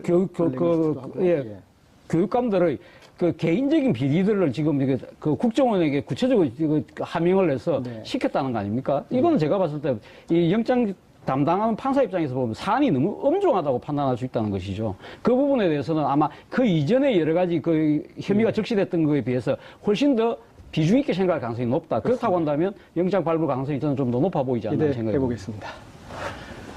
오늘 여기까지 듣겠습니다. 12월 6일 수요일 정봉주의 품격시대 마치겠습니다. 감사합니다. 깨어있는 서울 시민을 위한 정직하고 알찬 프로그램 12월 6일 수요일 정봉주의 품격시대 시작합니다. 첫 번째 주제는 응답하라 청와대 국민청원 게시판입니다. 함께 하실 두 분입니다. 양지열 변호사 자리하셨습니다. 네, 안녕하세요. 네. 김원식 평론가 나오셨습니다. 네, 안녕하십니까. 네. 이 조국 민정수석이 국회의원들에게는 좀 까다로운 사람인데 국민들에게는 편안한 사람인 것 같습니다. 국회의원들이 부르면 안 나가죠. 안 나는데. 국민들이 부르면 계속 나오고 있습니다. 이번이 세 번째였던 것 같습니다. 국민청원에 대해서 입장을 표명한 것이 처음이 소년법 폐지 문제에 대해서, 두 번째가 낙태죄 폐지에 대해서, 그리고 이번에 이제 조두순 이 무기징역 이 부분에 대해서였는데, 일단은 이번 발표에 대해서 좀 법률적으로 어떤 식으로 한번 해석하시는지 좀 듣고 싶습니다. 예. 오늘 이제 조국 수석이 내놓은 네. 말씀은 그런 겁니다. 재심이라고 하는 것 자체가 억울한 피고인들을 구해준 절차인 거지, 진짜 죄를 지은 사람을 더 무겁게 하는 절차는 아니다. 네. 그래서 이제 정말 안타깝지만 60만 명이 넘는 국민들의 바람에도 불구하고 들어줄 수가 없다는 설명을 하신 거거든요. 예. 근데 저는 그러면 뻔히 정해지는 대답인데 국민들 실망하는 거 아니냐. 그렇죠. 라는 쪽으로만 저는 굳이 생각하진 않아요. 예. 일단 저도 이렇게까지 되리라고는 상상을 못했습니다. 60만 명이 넘는 국민이 참여를 해서 이 부분에 대해서 엄격하게 관리해달라고 요구를 하고 있고, 비록 재심을 통해서 이런 부분이 반영이 될 수는 없다고 예. 밝혔지만, 그럼 앞으로 사법체계상 이런 유사한 사건이라든가 네. 아니면 미연에 방지하다든가 혹시 더 중한 처벌이 미리 내려진다든가, 아니면 조국 수석이 오늘 말씀을 하신 것처럼 전자발찌나 주거지 제한 네. 혹은 피해자의 신원 보호 같은 걸 통해서 국민들이 염려하는 부분을 해결해 줄 수 있겠다라는 그런 대답도 나왔거든요. 네. 무슨 말씀이냐면 현장에서 일을 하는 법조인들 중에서는 이 사안이 이렇게 심각한 것을 거의 인지를 못했어요. 저희들 입장에서는 이게 너무 당연한 거니까 네. 이게 말이 안 되는 거잖아라고 해서 아예 치워버렸던 건데, 예, 예. 사실은 잠재되어 있는 국민들의 의식에서는 그만큼 욕구가 강했던 거죠. 네. 그런 부분들을 오늘 조국 수석이 답변을 해줬기 때문에 이제 국민들도 어느 정도는 이해하시는 분도 있고, 또 청와대는 거기서 끝나는 게 아니라 말씀드린 것처럼 그 방법이 아니라 다른 방법으로 어떻게 국민들을 안심시켜 줄 것인지 대책에 나서야겠죠. 네. 법을 다루시는 분들은 아마 이 조국 수석의 고뇌를 좀 이해하실 것 같습니다. 그러니까 법적으로는 저것 이상으로 이렇게 얘기할 수가 없다, 이렇게 얘기할 건데, 근데 지금 이제 세 번째 오는데 소년법 폐지 때도 그게 그렇게 함부로 폐지할 수 있는 게 아닙니다 얘기하고, 낙태죄 이 폐지 문제에 가서는 그거는 헌법재판소에서 할 일입니다 그렇게 가고, 이번에도 또 이렇게 조금 일반 국민들의 정서하고는 이제 다른 입장을 내놓으니까, 아니 이러려면 청원을 왜 받았나 하는 이제 얘기도 나올 것 같고, 좀 답답한 국민 입장을 한번 좀 대변해 주시죠. 일단은 아까 이제 재심제도 말씀하셨잖아요. 그래서 재심이라는 것 자체에 대해서 또 이해를 도왔을 거라고 생각을 합니다. 재심이라는 결국은 다시 판단을 한다라고 국민 정서는 생각을 한 것인데 예. 사실 말씀하셨듯이 재심이라는 건 억울한 사람들한테 다시 한번 이제 재판을 하는 건데요. 그래서 한편으로는 이런 제도는 없나 이런 생각도 좀 해봤어요. 국민들이 원하는 것은 이 사법부가 잘못 판단한 것에 대해서 정말 못된 놈, 잘못한 놈인데 왜 벌을 덜 주느냐. 네. 벌을 이따 준다 하더라도 다시 좀 이렇게 벌을 더 세게 줘야 되는 것 아니냐라는 어떤 정서가 개입이 된 거죠. 그래서 국민들이 원하는 법제도 같은 경우는 제가 봤을 때는 일종의 제가 이름을 붙이면 가중심판 비슷한 것 같아요. 예. 다시 한번 이 판단을 해서 이제 위험도도 제거를 하고 징벌에도 정확히 좀 줘야 되는 것 아니냐라는 것에 어떤 정서가 반영이 됐다고 생각을 하고요. 또 무엇보다도 아까 이제 사법부가 좀 잘못한 것을 지금 민정수석이 일종의 처리하는 그런 예. 상황들이 벌어졌는데 중요한 건 그 당시에도 그 검사들이 징계를 받은 거로 알고 있습니다. 왜냐하면 네, 그렇죠. 이 형법으로만 적용했고 이 성폭력에 관련된 적용하지 않았기 때문이고 또 하나가 이 빠뜨렸던 게 뭐냐면 우리나라 국민들이 학부모 입장에서 굉장히 불안함을 갖고 있다는 것을 사법부에서 놓쳤기 때문에 다시는 이런 일이 좀 없었으면 좋겠다라고 하는 정서가 이 반영이 되면서 이 법조계들도 이제 놀랬던 그런 사안이 아니었는가라는 생각이 듭니다. 네. 저는 이 조국 수석 교수님이라 그러신지 몰라도 이런 식으로 좀 발표를 하실 때마다 약간 좀 공부가 되는 부분이 있어요. 그러니까 낙태죄 폐지에 대해서 얘기할 때 낙태죄라고 얘기하는 것 자체가 그것을 이미 죄로 하는 부정적인 표현이니까 임신 중절로 하자. 그래서 이제 그런 좀 원론적인 그런 지적을 해주셨는데 이번에도 보니까 주치 감경이라는 그러니까 우리는 그게 법률적인 용어인 줄 알았는데 그것은 그냥 그게 아니고 법률적으로는 다른 용어더라고요. 그래서 이게 법을 고치려고 그러면 그게 법률적으로 규정이 돼 있어야 되는데 그게 아니다. 그래서 그 부분, 그러니까 법에 대해서 좀 공부가 되더라고요. 그래서 좀 디테일들 한번 좀 짚어주신다면. 예. 굉장히 중요한 부분을 지적을 하신 것 같습니다. 네. 그러니까 뭐냐면 저도 뭐 방송을 하는 이유 중에 하나가 국민들이 많이 답답하게 어렵게만 여기는 법 관련 부분에 대해서 조금 더 편안하게 전달해 드리고 싶은 마음이 있는 거거든요.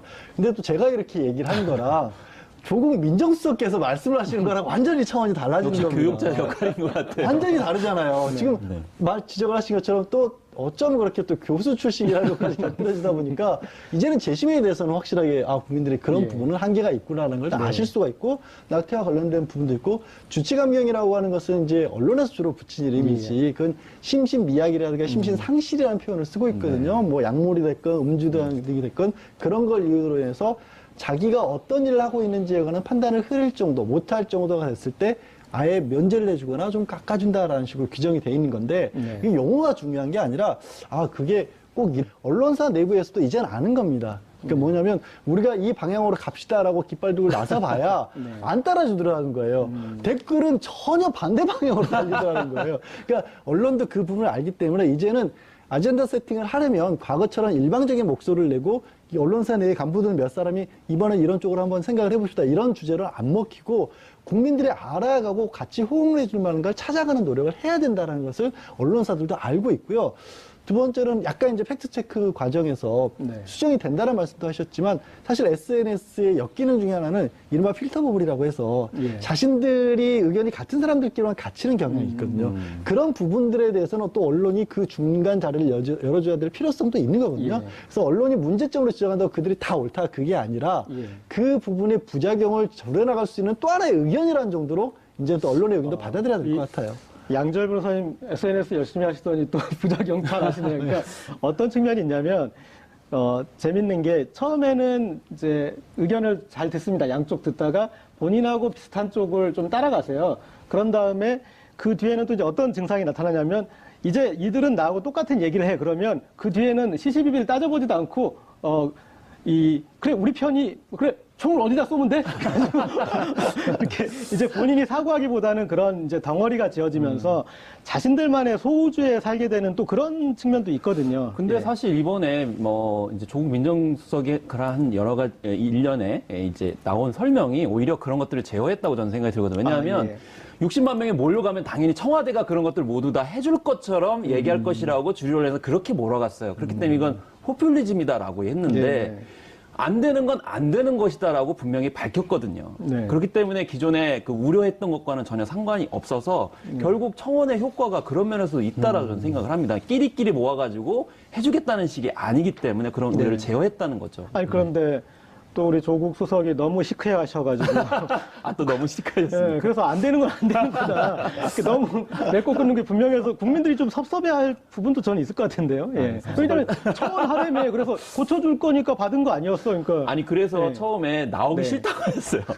왜냐하면 법리적인 것을 자꾸 얘기를 하면 법리는 사실 입법부가 이제 보수적이죠. 해야 되기 때문에 청와대가 행정 뭐 재량 행위로 할 수가 없는 부분이 많아서 그래서 네. 앞으로는 다른 사안이 많이 올라와주길 바란다 이렇게 얘기했는데 뭐 이국정 고수가 얘기하는 그런 그 뭐 권해 이제 외상센터 같은 네네. 경우는 다음으로 올라왔거든요. 아마 그거 같은 경우는 좀 여지가 있지 않을까 뭐 그런 생각이 들기도 합니다. 그러니까 이게 네. 초반이라 또 정색을 하고 답변하실 수밖에 없는 사안들이기도 했고요. 긴장 좀 하시는 긴장도 많이 하셨고, 근데 약간의 유머 감각이 조금 더 이렇게 뿌려질 필요가 있다라고 예. 생각을 해요. 그러니까 지금 이 청와대 모델이 백악관 모델을 딴 거지 않습니까? 네, 그렇죠. 아까 롱패딩 얘기도 리더 하셨, 피플 리더 피플이라는 거. 예. 백악관 얘기, 그러니까 롱패딩 얘기도 하셨지만 그런 것들도 많이 올라오면 그 중에 정말로 재밌는 것들에 대해서는 청와대가 적절한 유머로 대응할 필요도 있어요. 그러니까 위더 피플의 대표적으로 재밌게 올라왔던 게 우리 스타워즈 시리즈에 나오는 그 데스스타 있지 않습니까?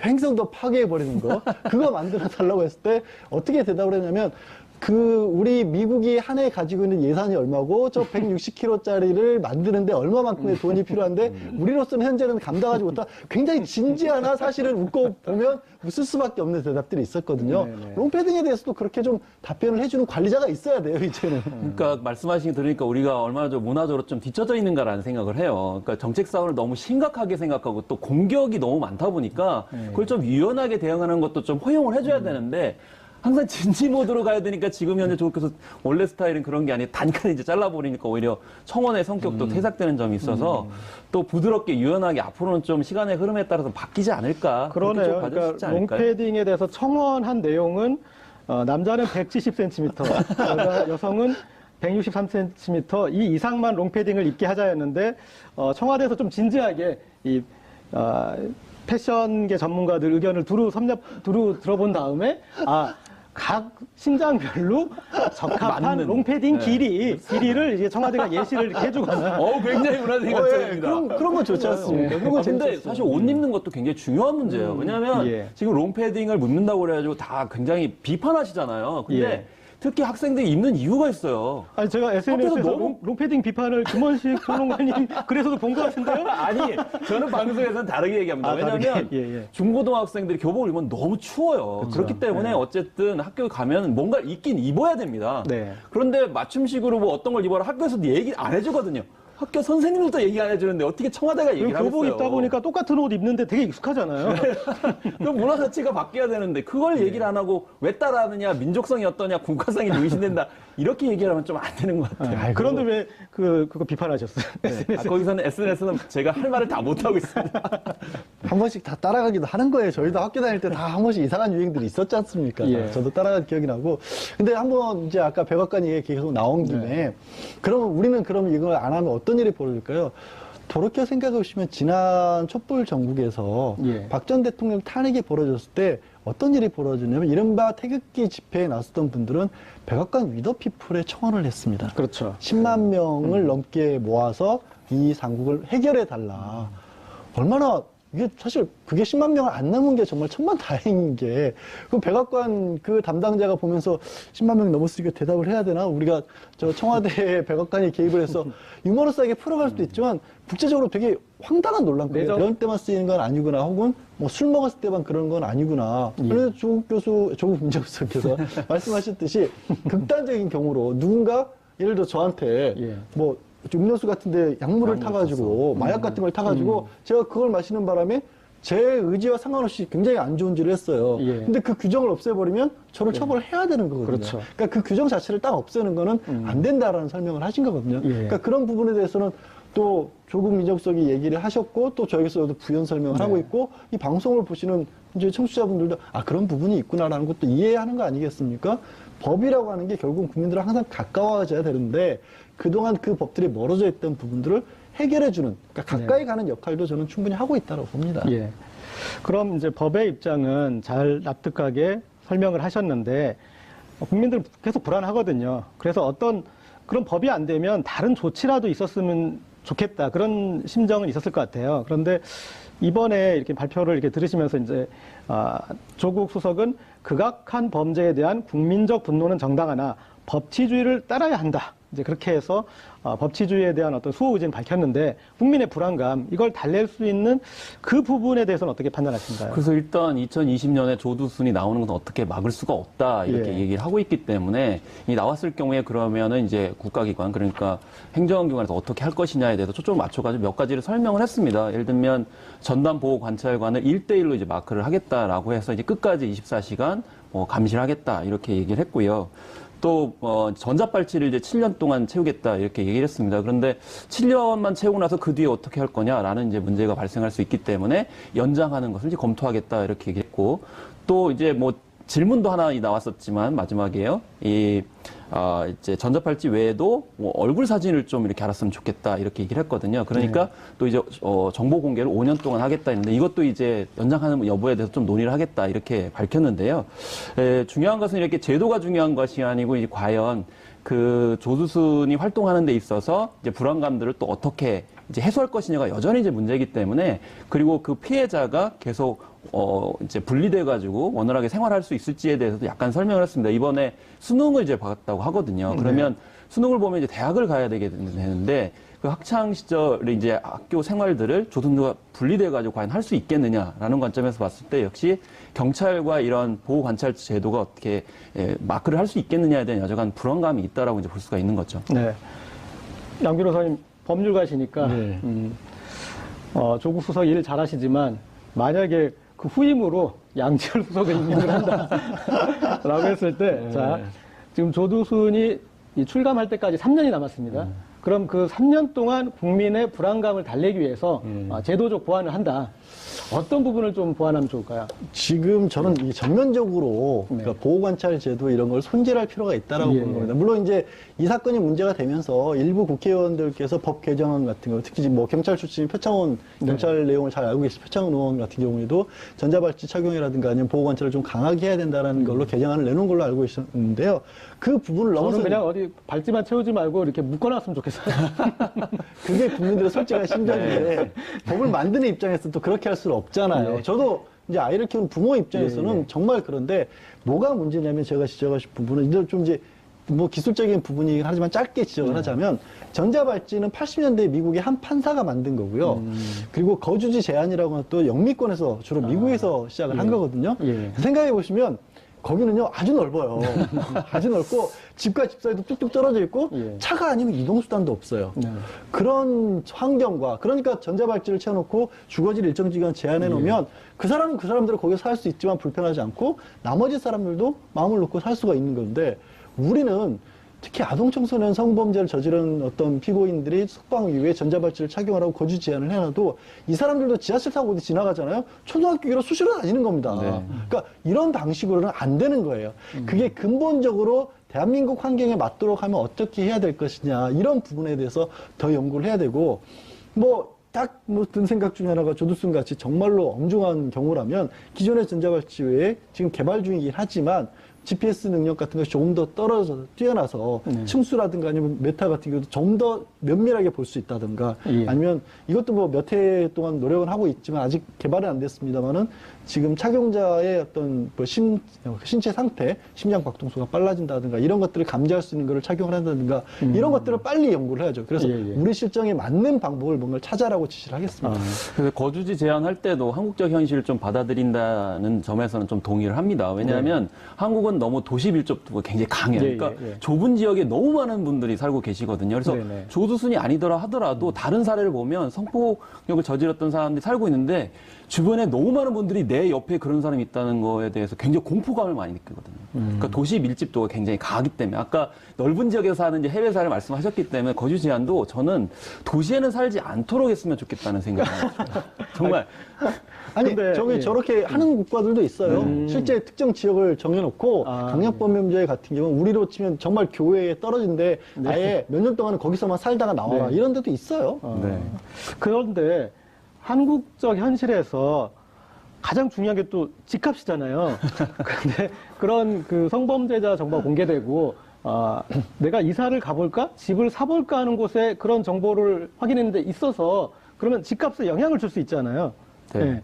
나중에는 이 부분도 좀 이제 또 문제가 돼서 또 집을 가지신 분들이 그러니까 또 그런, 청원을. 예, 그런 정보를 제한을 두거나 네. 그 거주 지역에 있는 사람만 볼 수 있게 하거나 뭐 그런 또 요구를 할 수도 있을 것 같은데. 지금도 그래서 이제 주거지 중심으로 신원 정보를 공개하도록 하고 네. 있죠. 근데 지금 말씀하신 문제들이 이미 벌어나고 있는 게 출소 이후에 자신이 범죄를 저질렀던 지역으로 돌아가는데 네. 거기에 피해자는 여전히 살고 있는 거예요. 그렇죠. 그걸 현실적으로 지금 막을 수가 없거든요. 아, 예. 그러니까 이처럼 아직 우리의 단계는 당장 말씀 몇 마디만 나눠도 지금으로선 부족한 게 너무 많잖아요. 아, 그런 것들을 이제 정권 차원에서 또 법무부 차원에서 어떻게 개선해 나갈 것인가를 예. 찾는 계기를 마련해 준 거죠.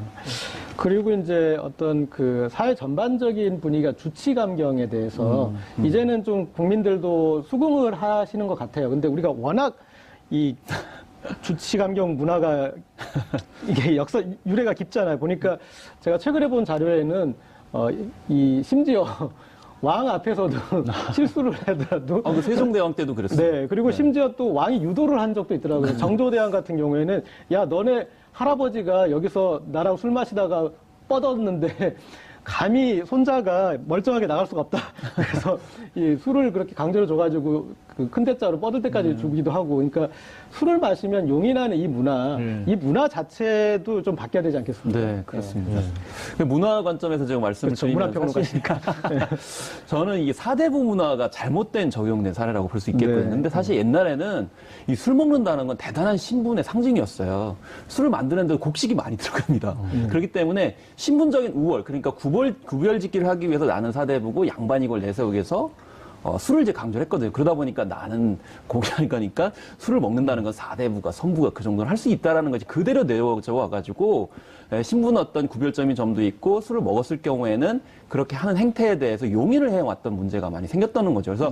그래서 사실 이제 법률적인 문제뿐만이 아니고 이제 일상생활에서도 이제 여러 가지 이 경범죄에 관련된 것들을 용인해줬던 문화가 있고 그러다 보니까 회식 자리에서도 그런 성폭력 문제들이 많이 만연했기 때문에 결과적으로 이런 성폭력 문제 관련해서 그리고 일반 일상생활에서도 모든 어떤 그 삿된 행동들을 합리해주는 문화 자체가 바뀌어야만이 법리하고도 연결될 수 있지 않을까 그런 생각이 듭니다. 그러면 양 변호사님께는 제가 돌직구 하나 던지겠습니다. 네. 변호사시니까.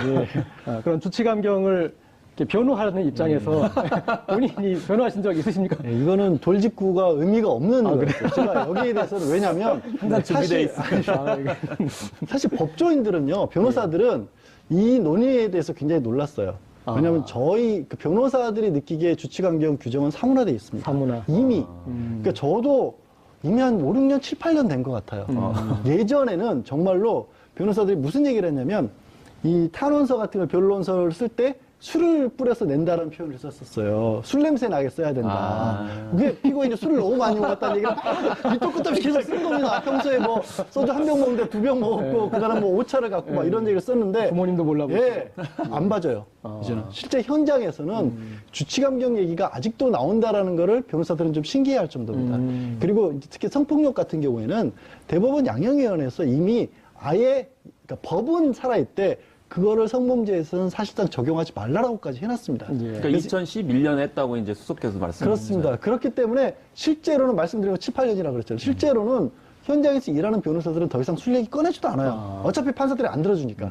근데 아직도 이제 지난 시간들의 특히 조두순 같은 경우가 대표적으로 술 때문에 깎였다라는 것 때문에 그게 너무 각인이 돼 있으니까 아직도 이제 주치감경 폐지해달라 이번에도 청원이 또 올라오기 시작했는데요. 그 걱정은 좀 덜으셔도 됩니다. 네. 실제로. 이번에 청원하기를 잘했네요. 이런 걸 설명을 하시니까. 근데 국민청원이 그런 효과는 좀 있는 것 같습니다. 그러니까 팩트 체크가 되는 거죠. 예. 가장 권위 있는 사람이 권위 있는 입장에서 내놓는 거기 때문에 그런 청원을 하셨는데 현행 제도는 이렇고 그리고 거기에 대해서 실행은 이렇게 되고 있고 그리고 뭐 미진한 부분은 이런 것이다라는 것이 딱 정리가 되니까 좋은 것 같습니다. 그래서 저희는 이제 조국 교수님 익숙한데 보니까 국민청원을 했을 때 반드시 조국 이 수석이 답변하는 부분은 없더라고요. 그러니까 이제 앞으로는 또 다른 분들도 할 수 있는 것 같습니다. 그런데 아마 제가 생각하기에는 계속 나오시게 될 가능성이 큰 것 같은데 일단은 이 청원권에 대한 성원이 엄청나요. 그러니까 지금 올라오는 지금 뭐 100일 남짓 됐는데 이것들 이런 뭐 어떻게 보면 다음 아고라 게시판이 이쪽으로 통째로 이주한 것 같은 그런 기분이 드는데 이런 이 청원 게시판의 열기 어떻게 보시나요? 네, 저도 이제 방문을 해봤거든요. 네네. 실제 그런 청원을 올렸을 경우에 저도 이제 참여를 한 이게 경험이 있는데 정말 엄청나게 많은 다양한 청원들이 올라오더라고요. 그래서 사실은 뭐 굉장히 시시콜콜하고 지엽적이고 이것이 청원의 대상이냐라고 이제 생각할 정도로 생각하지 못했던 부분들이 많이 있었던 것 같습니다. 그런데 한편으로는 그런 아고라도 이제 말씀을 하셨지만 일종의 어떤 공론화된 장이다, 민주주의의 장이다, 저는 그렇게 생각이 들고요. 무엇보다도 이런 사안에 대해서 뭐 해결을 원하느냐, 뭐 네. 해결이 반드시 돼야 되느냐, 저는 그렇게 생각하지는 않습니다. 왜냐하면 아까 이제 조국 교수도 말씀을 하셨지만 신뢰성 있는 분이 나오셔가지고 설명을 해주니까 또 정리정돈을 하고 이해의 폭을 넓힐 수 있는 장으로 삼아야지 마치 옛날에 뭐 박정희 정권이라든지 뭐 이런 때처럼 뭐 청와대가 개입을 해가지고 이것들을 예. 정치적으로 해결해준다. 이런 개념의 청원이 아니기 때문에 뭐 일부 야당에서는 이런 청원 제도 자체를 공격하는 건데 지금 현재 실제 들어가 보면 뭐 그런 원리로 움직이지 않고 있다라는 것이죠. 네. 그런데 이제 지금 뭐 언론에서 지적이 되거나 그런 내용 중엔 청원한 사례 중에 너무 좀 어이없는 것들이 많다. 뭐 심지어 국내 위안부를 뭐 창설해달라 뭐 그런 부분으로 해서 어떤 뭐 연예인 뭐 커플을 이렇게 깨달라는 그런 것까지 뭐 그런 것들이 좀 있어서 지적이 되는데 그거에 대해서는 어떻게 생각하시나요? 그런 것들이 근데 반문하고 싶어요. 얼마만큼이나 그 게시판 내에서도 많은 어떻게 보면 국민들의 호응을 얻어내는가. 맞습니다. 네, 저는 네. 지난해 촛불을 그런 국민들이 그렇게까지 호응했었을 때 누군가가 부추겨서 누군가 게시판 하나에 글을 올려서 어느 특정 언론사가 앞장서서 마치 국민들을 선동해서 이런 일이 이루어졌을까요? 아니요. 공감을 이뤄낼 수 있는 청원은 다른 것들이었죠. 그러니까 그런 것들마저도 없다면 오히려 그 청원 게시판이 저는 무용지물이라고 생각해요. 저는 여기가 약간의 배출구 역할도 해야 된다고 생각을 합니다. 다만 아까 말씀하신 어떤 특정 사이트의 게시판에서 그런 역할을 했을 때와 지금은 또 시대 환경이 많이 달라져서 보다 많은 국민들이 연령과 신분이라든가 사회적 이익이나 이런 걸 떠나서 다 들여다볼 수 있고 다 참가할 수가 있거든요. 그런 창구 자체가 하나 정도는 있어야 되지 않을까. 물론 법조인이니까 헌법상의 이제 청원권 이거는 국민으로서의 청원할 권리가 헌법에도 보장이 돼 있고 26조에 보장돼 있다. 그거를 청원법으로 만들어놨는데 그 절차는요 대상도 엄격하게 정해져 있고 뭐 공무원 징계라든가 법령에 관한 내용이라든가 그리고 굉장히 복잡하고 까다롭습니다. 딱 아까 세종대왕 얘기 말씀 잠깐 하셨나요? 세종대왕이 한글 왜 만드셨습니까? 그 국민정음이 그거잖아요. 우리가 백성이 나가서 뭔가 할 말이 있어도 말이 중국이랑 다르니까 말을 못해서 내가 한글을 만든다라고 했는데 한국말로 쓰여있다 보니 청원법 보면요 변호사도 공부 따로 해야 돼요 그거. 그러니까 그런 공간과 또 이렇게 자유롭게 여론이라는 걸 조성할 수 있는 공간은 좀 구별할 필요가 있다는 거죠. 저는 세종대왕 때 생각이 나요. 그러니까 세종대왕 때 신문고를 설치했잖아요. 그래가지고 신문고를 그것도 여러 개 설치를 했죠. 그러니까 많은 분들이 와서 두드린단 말이죠. 근데 세종대왕이 딱 들어보니까 말도 안 되는 것도 해요. 그런데 신하들이 처벌해야 된다고 그러는 거예요. 그리고 왜 너는 말도 안 되는 거 이렇게 두드려가지고 신경을 괴롭히느냐. 그러니까 세종대왕이 딱 얘기하는 거죠. 아니 두드리라고 신문고를 올린 것이다. 그리고 판단하는 거는 우리가 판단을 하는 것이다. 라고 이렇게 얘기를 하거든요. 마찬가지로 말도 안 되는 뭐 문 대통령과 연예인과 셀카를 뭐 찍지 말라는 이런 얘기들은 170cm 이하는 롱패딩 못 입게 하는 저는 이게 가장 뼈 아프더라고요. 아 물론 이거는 롱패딩이 어울리시는 분들이 있어요. 근데 어울리지 않는데 유행을 해가지고 우리도 추워요. 그런 점은 있지만 그런 것도 재밌게 합니다. 그런데 전체적으로 그 중에서 뭐 이런 요소들은 지역적이시라고 말씀에 동의를 하고요. 그리고 그렇게 성원이 높지도 않아요. 저는 그리고 시간의 흐름에 따라서 자동적으로 이건 정리가 될 거라고 생각을 합니다. 지금은 워낙 한 이슈 이것도 정치적인 어떤 이해관계에 따라서 이제 평가절을 하기 위해서 또 언론에서 또 그렇게 일부적 과장하는 측면들이 있거든요. 그러니까 저는 민주주의의 원칙은 일단 이렇게 열어놓고 자동적으로 이제 정리정돈에 가는 원리를 따르는 것이 저는 민주주의 원칙이기 때문에 이 청원도 마찬가지라고 생각합니다. 뭐 지금 말씀하신 게 사실 정권 초기지 않습니까? 그리고 정권 초기이고 이런 식의 얘기들을 할 수 있었던 기회가 그동안 많이 너무 없었어요. 그리고 정권이 그냥 바뀐 것도 아니고 지난 정권에서 대표적으로 국민들을 향해서 댓글 달아서 여론을 조작을 했었고 포탈에서 그리고 일부 또 불편한 얘기를 하는 사람들은 막아버렸지 않습니까? 예, 예. 언론마저도 막아버렸잖아요. 그러니까 어떻게 보면 지난 9년 동안 많은 국민들이 알게 모르게 그 위압감에 쌓여서 할 말을 못하고 살았던 겁니다. 그랬다가 언론을 터준 거죠. 말귀를 열어준 거 아니겠습니까? 일단은, 그러니까 예. 잠깐 이런 시점이라고 봅니다. 이제 하여튼 570년 전에 세종대왕은 이제 그러한 솔루션을 주셨고 지금 문재인 대통령이 이 국민청원에 대해서 입장을 밝혔습니다. 어떤 의견이든 국민들이 의견을 표출할 곳이 필요하다. 그래서 당장 해결할 수 없는 청원이라도 장기적으로는 법제도의 개선에 참고가 될 것이다. 그래서 성의 있게 답변을 하라고 했습니다. 저는 이 SNS에서 조금 SNS를 제가 열심히 해가지고 그러시죠. 근데 이 SNS나 이런 국민청원이나 가장 견제하는 곳이 어딘 줄 아세요? 언론이에요. 맞습니다. 왜냐하면 그들이 우리가 독점적으로 누렸던 그런 그 여론 조성 권리를 국민이 직접 누리니까 할 일이 없어지잖아요. 시사인도 위험한데요. 그러니까 국민들이 일으키는 여론은 문제가 있다. 여론은 우리가 만들어야 된다. 이제 그런 마인드가 아젠다 있어요. 세팅을 이제 언론이 해야 그렇죠. 된다는 그런 생각이 많은 거죠. 그리고 SNS 때 많이 지적됐던 게 오보의 확산 속도, 가짜뉴스 확산 속도가 너무 빠르다 그렇게 얘기를 하시는데 재밌는 건 뭐냐면 오보의 수정 속도도 빨라요. 그리고 강력해요. 예. 저희가 국민청원에서 주목해봤던 게 지금 7위에 군내 위안부 재창설 청원자를 처벌하라.